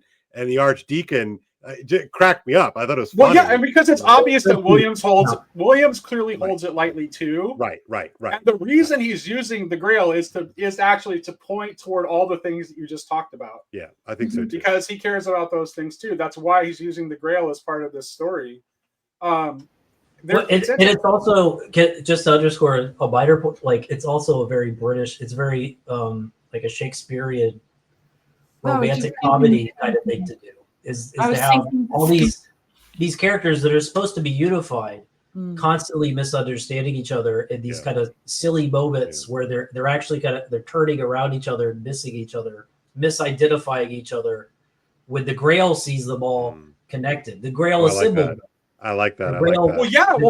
Brought its own round table together, and they're not identifying each other as members of the round table. And until the you know, communion at the end.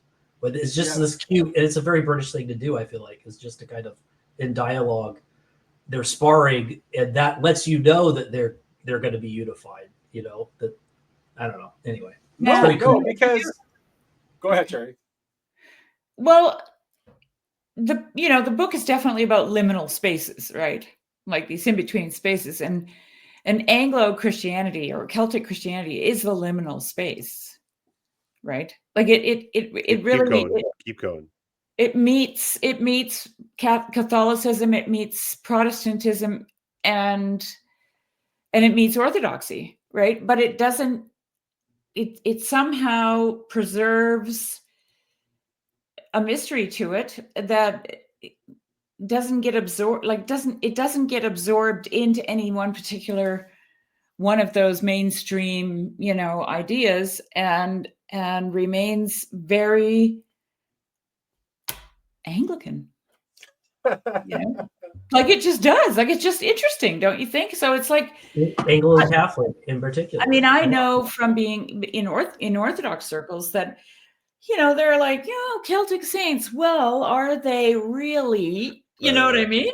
Right. I mean, they have them. They have them. They're there. So, you know, I can hang my hat on them and stuff.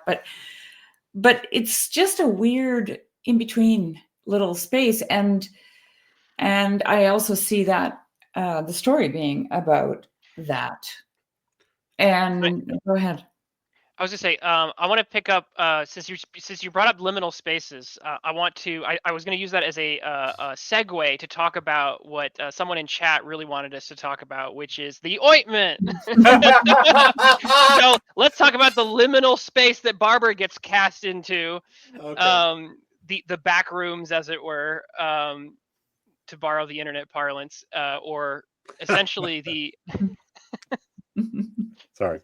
The hellish space she gets tossed into. This is where, honestly, this is one of the more this and the evil communion at the end are two of the most uncomfortable things for me. And the reason why, this might just be coming from my Protestant background, but one of the tenets, I don't know if it's necessarily doctrinal. No, it is doctrinal, I would say, is the idea of salvation being something that's really only between you and Christ, and that Christ is the only person who has a say in whether or not the only one who could bestow or potentially revoke that idea. And in most cases, many understandings, it's once it's been bestowed, you know, I'm not trying to open up the doctrinal can of worms there, but a lot of Christians, especially from my background, are just like, you know, it's you know, God saves you, and then, you know, you're saved. One thing I saw Williams toying with here, and Bram Stoker does something similar, which is this this horror idea, and it's something that I think ties into this other pet theory I have, which is I think Christians, or at least people who have a spiritual understanding, have a better understanding of horror as a genre. Because in order to be horror, in order to have horror, you have to be able to be horrified, and something thinking about eternity, even in a positive way, can at least fill you with awe and terror.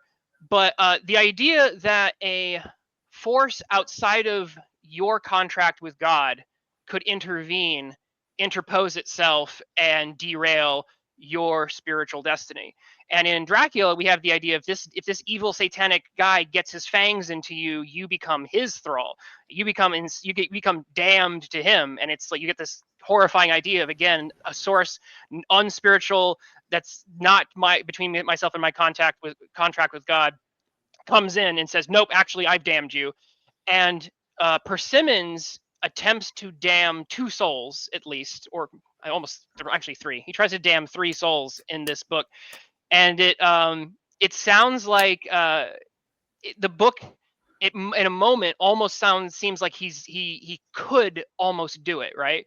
You know, when he walks Barbara that close to the pit, she says, and then when he's doing the unholy marriage of heaven and undeath and life, when he's trying to, it basically seems like, and for a moment the archdeacon feels abandoned by God. He says he has this moment of like, I feel completely cut off from all that positive energy.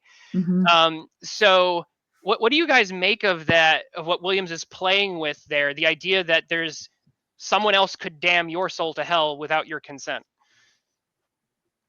Oh gosh.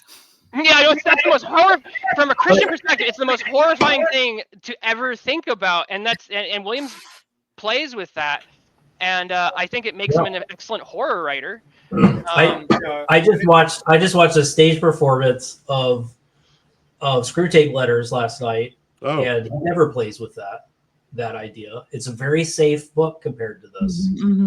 Dale just watched Nosferatu, where the story, I'm assuming, is explored in detail. Yeah, it's very similar to Bram Stoker's vision. So it very much in keeping. Yeah, well, vampirism is an anti-communion. Yeah, I mean, that's the blood. Yeah, no, and what happens to us? We're not fully, the transformation that we undergo in partaking of Holy Communion is not something we're necessarily fully conscious of either. Right. So, who is it that is it Prester John that says, "Today you'll be with me in paradise"? Message of the Grail. He says it to Mornington. He says it at the very end. Yeah. Mornington. Right before Mornington gets murdered by the Grail. Not murdered by the Grail, murdered by the symbol that the Greek pulls out and charges with evil, his own life force, essentially, because he's very tired afterwards. That's another common thing. That's a thread between him and Tolkien. The idea of that once you're acted as a channel for these higher energies, you're drained, you're tired. Gandalf, goes through this when he fights the Balrog in Moria. So I was tracking that, at least with the energy aspect, the powers that you're utilizing. So they both get that straight out of Arthurian romance. Merlin, when he transforms Uther into the image of Duke Gorlois, has to sleep. He has to go to sleep because of the energy for a long time, because of the energies he's expended. So this is an idea that comes straight out of medieval sources. So that's where they're getting it. Okay, also, but does Persimmons go to heaven, or does he go to hell? Yes, he's Prester John says, "You will be with me." Right. Same line. Because you only sought me. Right. There's another interesting thing that Prester John says at the end that I wanted to see what you guys thought, where it's like when he basically says, like, that going to church is a good thing. I know. And that it's a path. That was a weak moment. I'm sorry. I thought No, it wasn't a weak moment. It was a very significant moment. It was. I think that's For a romantic, it makes all the sense in the world. Because if do you think Williams was a romantic? I mean, insofar as he is an intentional Christian post the Enlightenment / Industrial Revolution, yeah, because we're all almost romantic. required, right? We're all romantics. Okay, you know. but like, okay. Is he a dark romantic? Is he a light romantic? Is he, yeah. Well, I mean, let's say, would he be a Goethean romantic? no. Because I see a lot of the way that Goethe's delicate empiricism, right? This is what I see him doing, Williams doing. I see a very delicate theological empiricism in this novel. Like that's what's making a lot of people really uncomfortable with it. Why it wouldn't be found in a Christian bookstore, because well, the ointment scene is why he wouldn't be at a Christian bookstore. Huh? The ointment scenes are why he's not 100% gesturing away from the propositional. Keep going, Nate. Keep going. I mean, well, that's okay. So he is telling you that what being a Christian is about is participation in the pattern of Christ's being. And he shows you in the novel that this comes in many forms, right? We have it it's present in the traditional Church of Rome. It's present within the Protestant traditions, and it's present in this, like, I go to church every once in a while, romantic guy who's obsessed with Arthurian literature and all that kind of thing. Right. This is good. Keep going. Yeah. Right. So they're all participating in the pattern of Christ. Mm-hmm. Because their perception, all of their perception is ordered toward the right things. Right. Which gives them the proper vision. It gives them eyes to see, ears to hear. You know what I was struck with, Nate? As I was, all this talk about Wesleyanism, we don't talk. We don't talk about that stuff in the corner. Oh, yeah. I wondered about that. And it's so fascinating because because when all this stuff comes across the pond and it gets, transmuted into all the various Protestant denominations and even Catholic even Catholic expressions, it's like we don't talk about that enthusiasm. It's so un-English. Yeah. But it's so American.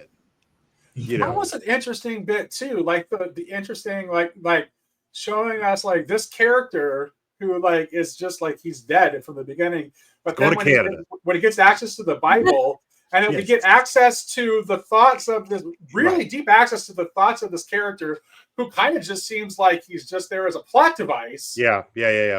But this Bible is discovering it's like we get to see the inner conflict of this person who is like in flesh, wants desperately to be saved, but desperately fears for his own salvation because he feels cursed. I mean, he feels cursed. I mean, he says, "Damned, damned," right? And honestly, on the surface of things, doesn't seem to have done anything really that would rise to what I think any of us would say, like, "Oh, you're damned now." It's probably just sort of overly burdened by a kind of maybe a hyperscrupulosity or a sort of a mental kink. I don't know. So, Kale, I have something. He's also cursed externally by essentially Persimmons towards the end. Right. So once again, we have that external force who's like, "No, I don't care what you experienced at revival. I have damned your soul to hell."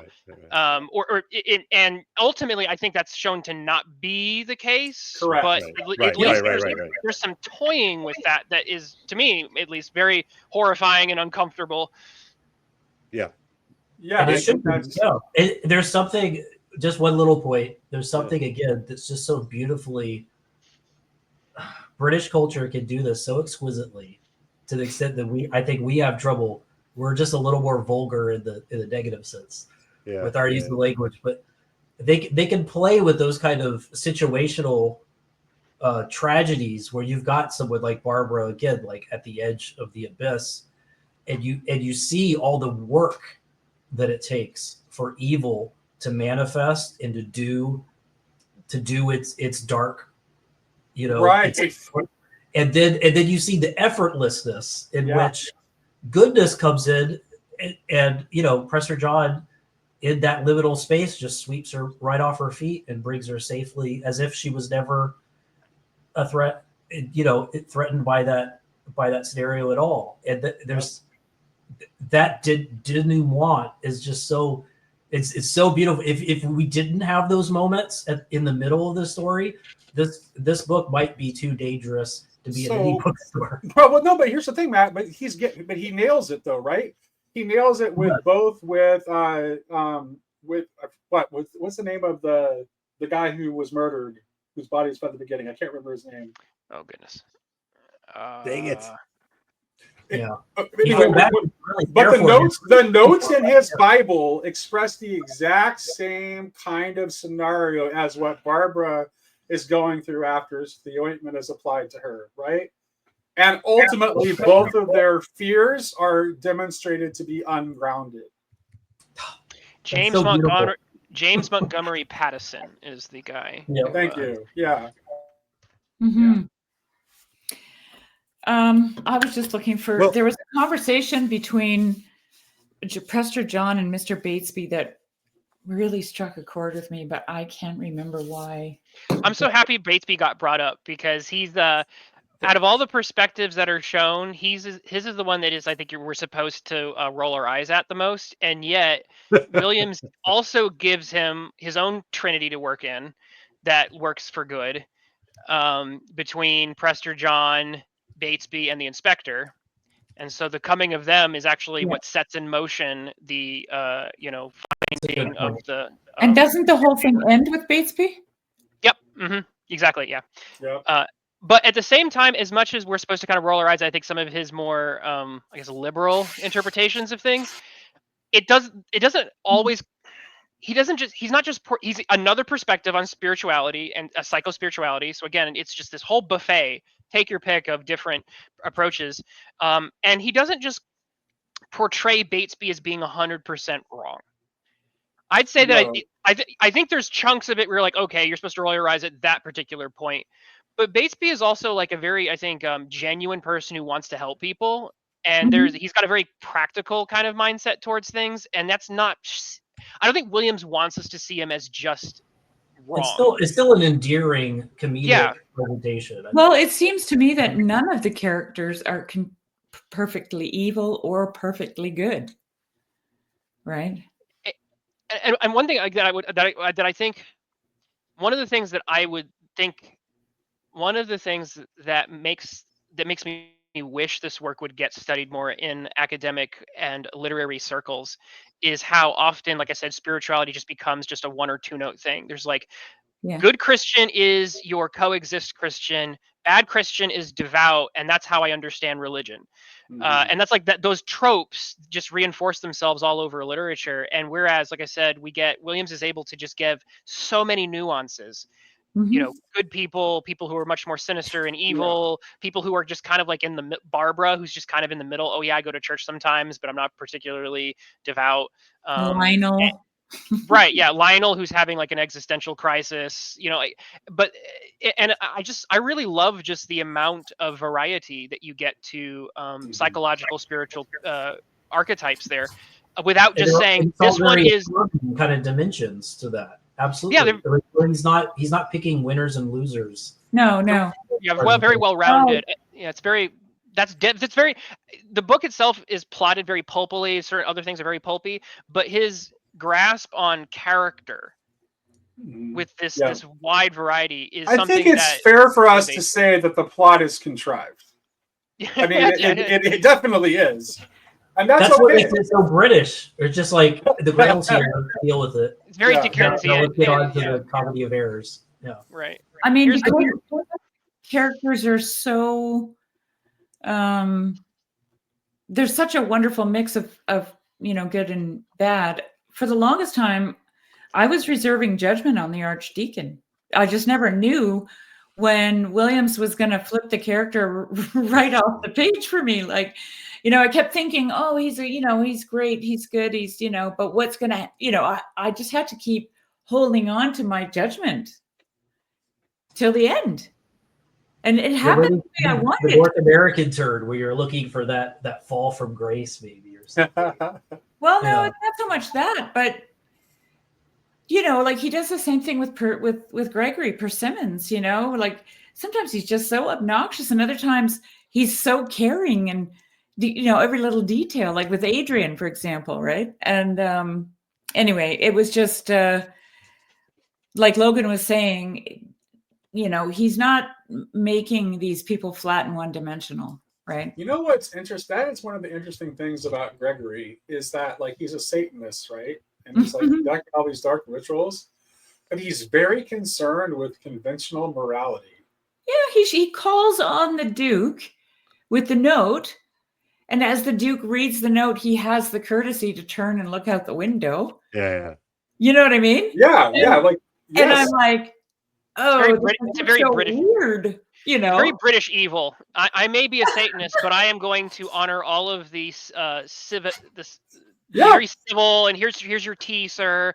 And he's very proper, very proper. If you would like to come, if you would like, exactly.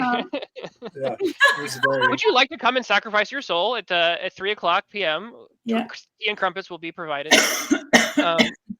So no, that's what makes it a fascinating contrast with like American literature, because American literature is much.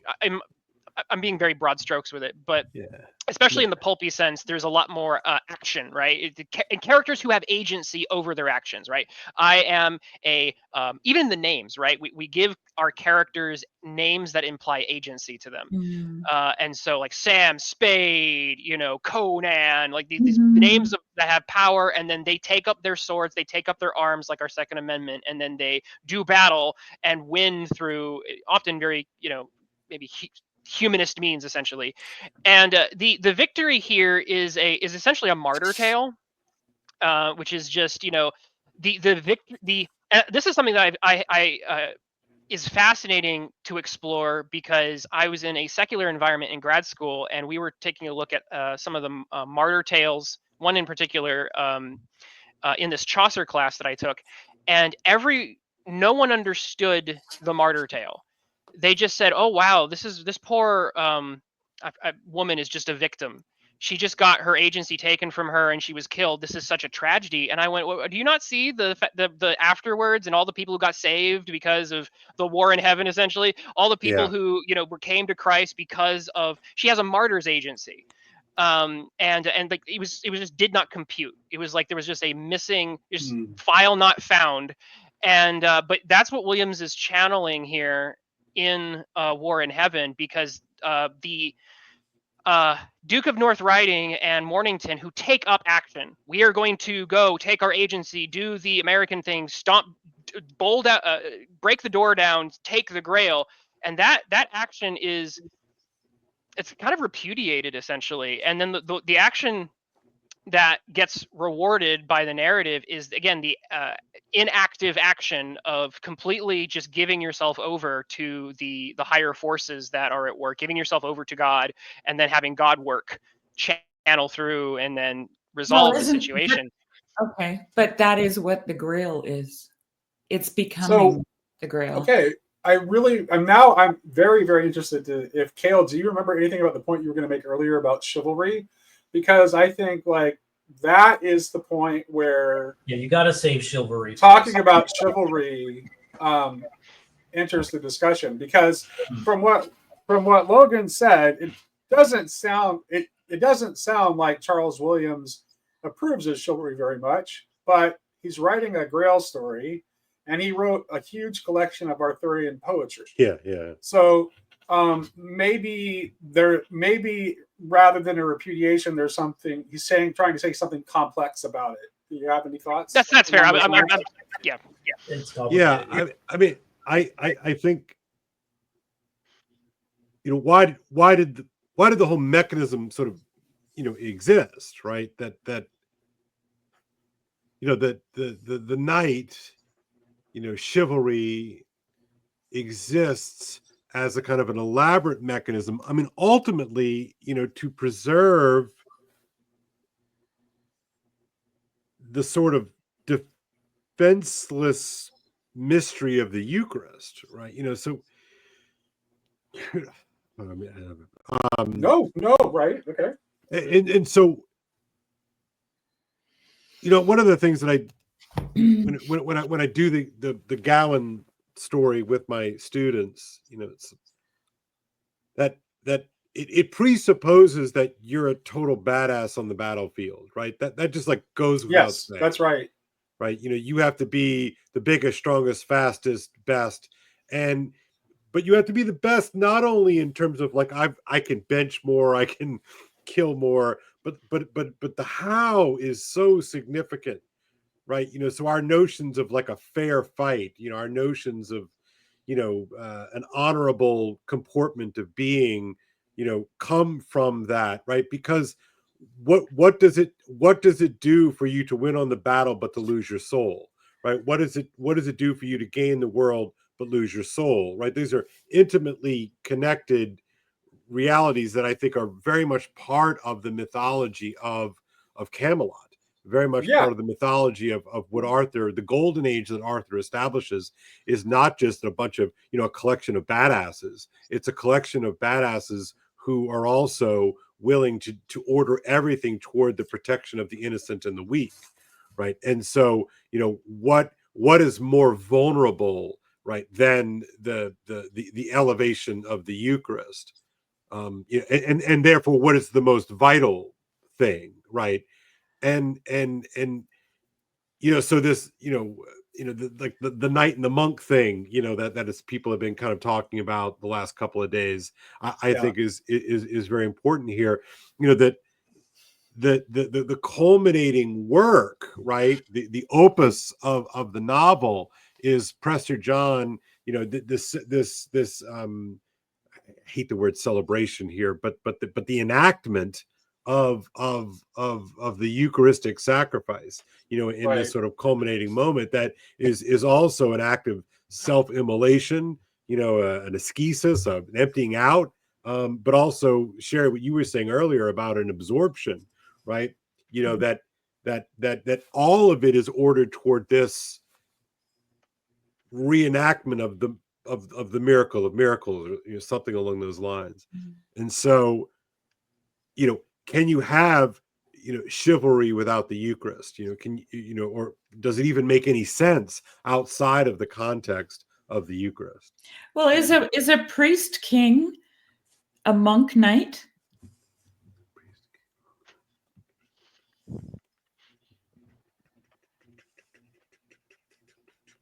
I'm gonna sit with that one. I'm gonna sit that one for. That's gonna have to think on that one for a bit. That's something to chew on.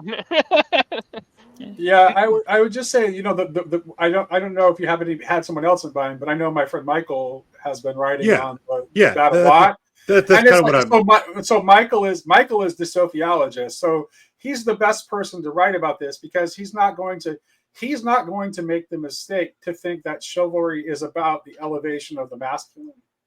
No. He knows perfectly well that it's actually, you're talking that as chivalry arrives in history. Go ahead and interrupt me. It's fine. No, I was just going to say, like, the priest, that's the oddity of the priest, right? The oddity of the priest is like, and perhaps I'll ruffle feathers here, but it's both a hyper masculine and a kind of hyper feminine thing, at the same point. And I think knighthood is the same thing. Right. It's the feminizing. Right, because the knighthood, is like, you kneel in front of the sovereign, right? And you are, you're castrated, right?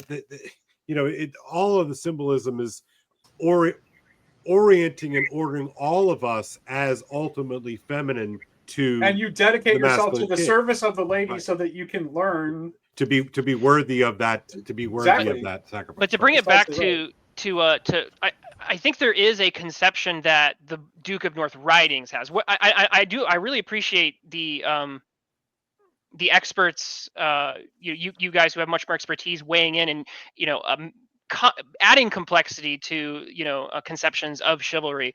I would still argue that the conception that Williams is portraying through the Duke. So I'm not just saying that like, oh, Williams has this a narrow conception, but I think the text of the novel seems to indicate that the Duke's conception of chivalry does map onto a lot of the conceptions, maybe Yeah. mixture of misconceptions as well, of it being this more muscular, take Right. up your coat of arms Right. and defend, Well, break down the door. Because the And what does temptation. the Archdeacon do? To Kale's point about chivalry, what does the Archdeacon do? But he identifies that there is no. Why save the Grail if you will not be chivalrous? If you will not save the lady, right? Or if you will not give yourself over for the sake of your friend, Right, because submit oneself to God. The Grail is useless Yeah. in itself. Yeah, It's also supposed not to be weak. pointing towards that right action, which he continually identifies as the point, like through which, like the Grail is just a prism through which he can identify that he's supposed to be giving it up, throwing it away for the sake of Barbara. Very chivalrous act, right? Well, Anyway, Barbara is Yeah. Barbara is actually weak and vulnerable, but the Grail is not. So Yeah. the Grail, Yeah. the Good Grail point. appears to Good point. us as something that is weak and vulnerable and in need of protection, but it turns out that nothing could be further from the truth. Can I push back for? And the answer to this question may be very plain, but this is just me being a bit of a contrarian. Would the Knights of the Table Round have sacrificed the Grail to save somebody?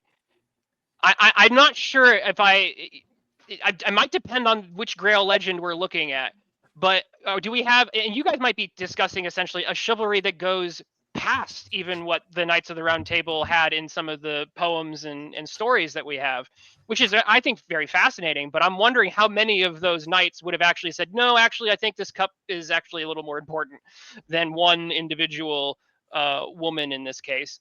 Or they would have used their muscular nature to kill the giant and keep the Grail as well.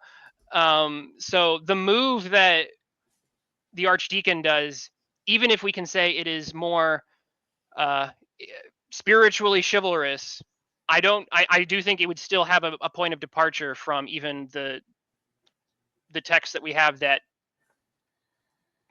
originated some of that. So the knights who achieve the Grail are Galahad, who is, I think Williams mostly is following Mallory and other late medieval sources. So that's probably who he has in mind. And I think that the Archdeacon is a very Galahad-like figure. Galahad is like, unlike Lancelot, who is he's like noble and chivalrous, but he also is like very physical, very brutal. Like Galahad is a very spiritual person, and he's a virgin. And so the kind of knight who achieves the Grail is the one who's actually been most feminized by chivalry. Yeah. Right? Like that's the knight who achieves the Grail. It's not cultivated the one who violently asserts himself who achieves the Grail. Right. It's in cultivated. The actual Grail story. Yeah, cultivated out of his kind of like native masculine energies, right? There's a sort of almost a complete mastery of that animalistic side, right, Nate? And courage, ultimate courage. Right. Like that's core. The Archdeacon is definitely not lacking in courage. He knows what's going to happen to him, and he willingly faces it.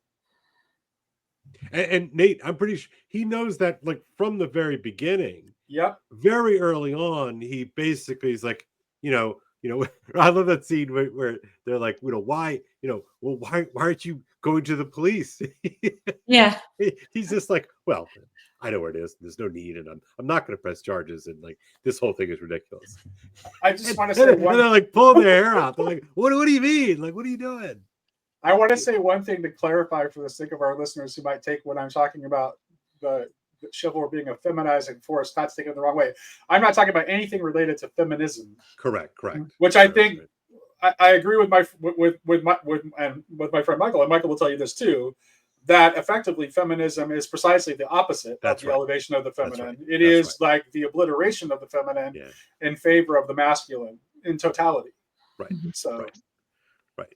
And and so, I don't know. I mean, like, I feel like I'm in pretty comfortable territory here with like the Eucharist and like the lady and all this kind of stuff. I mean, again, Logan, I don't really am not doing this in the spirit of picking fights. I'm just thinking, what do you make of all of this mess? Because I'm way more in my comfort zone with this stuff. What do I make of which mess in particular? We have to. So well. The whole chivalry bit and all this, but ultimately the Eucharist, this sort of this action, this liturgical thing. I do agree. I was really resonating with what Nate said, which is the ones that I guess for me it would be that there are gradations to chivalry, I guess. Because I don't think we can say, oh, Lancelot isn't an embodiment of, at least parts of chivalry. I think, right. Yeah. But then, as Nate also pointed out, he doesn't achieve the Grail, right? So there's clearly something. So like you can be chivalrous, you can embody aspects or even a good parts of chivalry without embodying the parts that resonate more strongly with what is seen as core to the Grail quest, the spiritual purity, the holiness even of it. And I mean, not even King Arthur, right? I remember one of the first things when I was reading through some Mort d'Arthur, it was just when I saw how they mapped Arthur onto King Herod at a certain point, I went, "Oh, this is not the Arthur I grew up reading as a kid." It just like it really added so many layers of complexity to that whole cast. So the more I'm talking through it, the more I do I think see that the Eucharist and the other sacred elements that the Grail embody do line up with, or at least I guess I should say they contrast themselves with the purely masculine violent energies that you see from the version of chivalry that I personally think that Mornington and the Duke of North Ridings lead into in that scene where they break the door down. In fact, to I think support that point,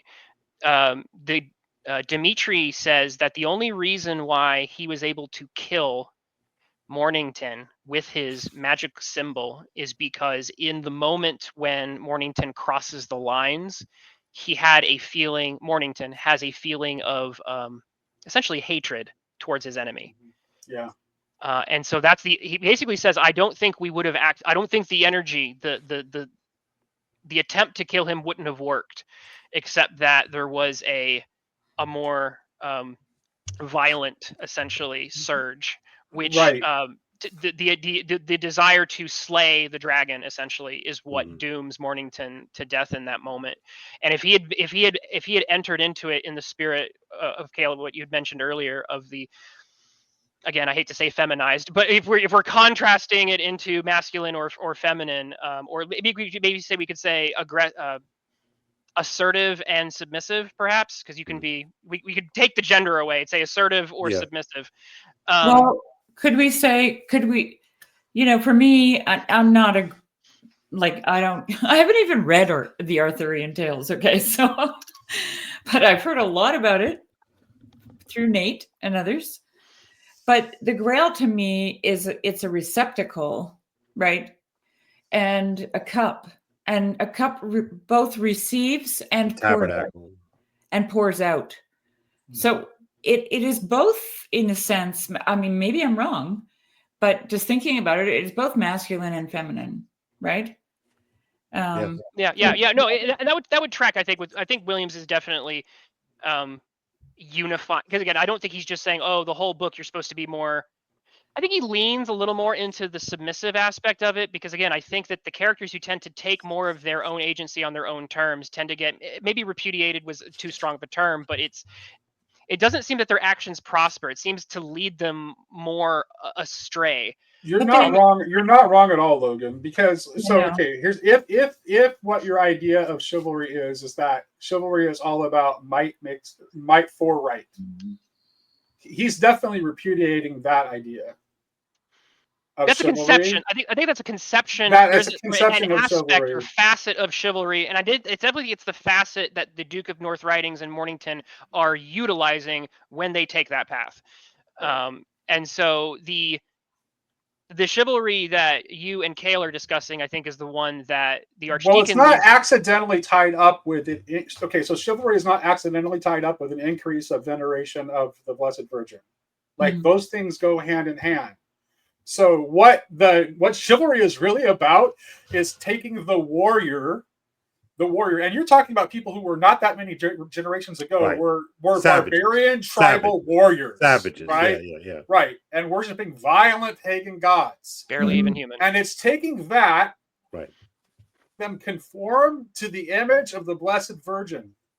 Right. So if you This remember, is why the Nate, Grail is always attended by maidens in the Grail. that's right. series. Nate, if you recall on Sir Gawain's shield, he's got the pentacle which faces outward, which is sort of the code and the 5 5s and all that. But on the inside of the shield wounds is the image of the Virgin Mary. Right. So that even as he wades into battle, what he's looking at as he does his thing, he's looking at a picture of the Virgin.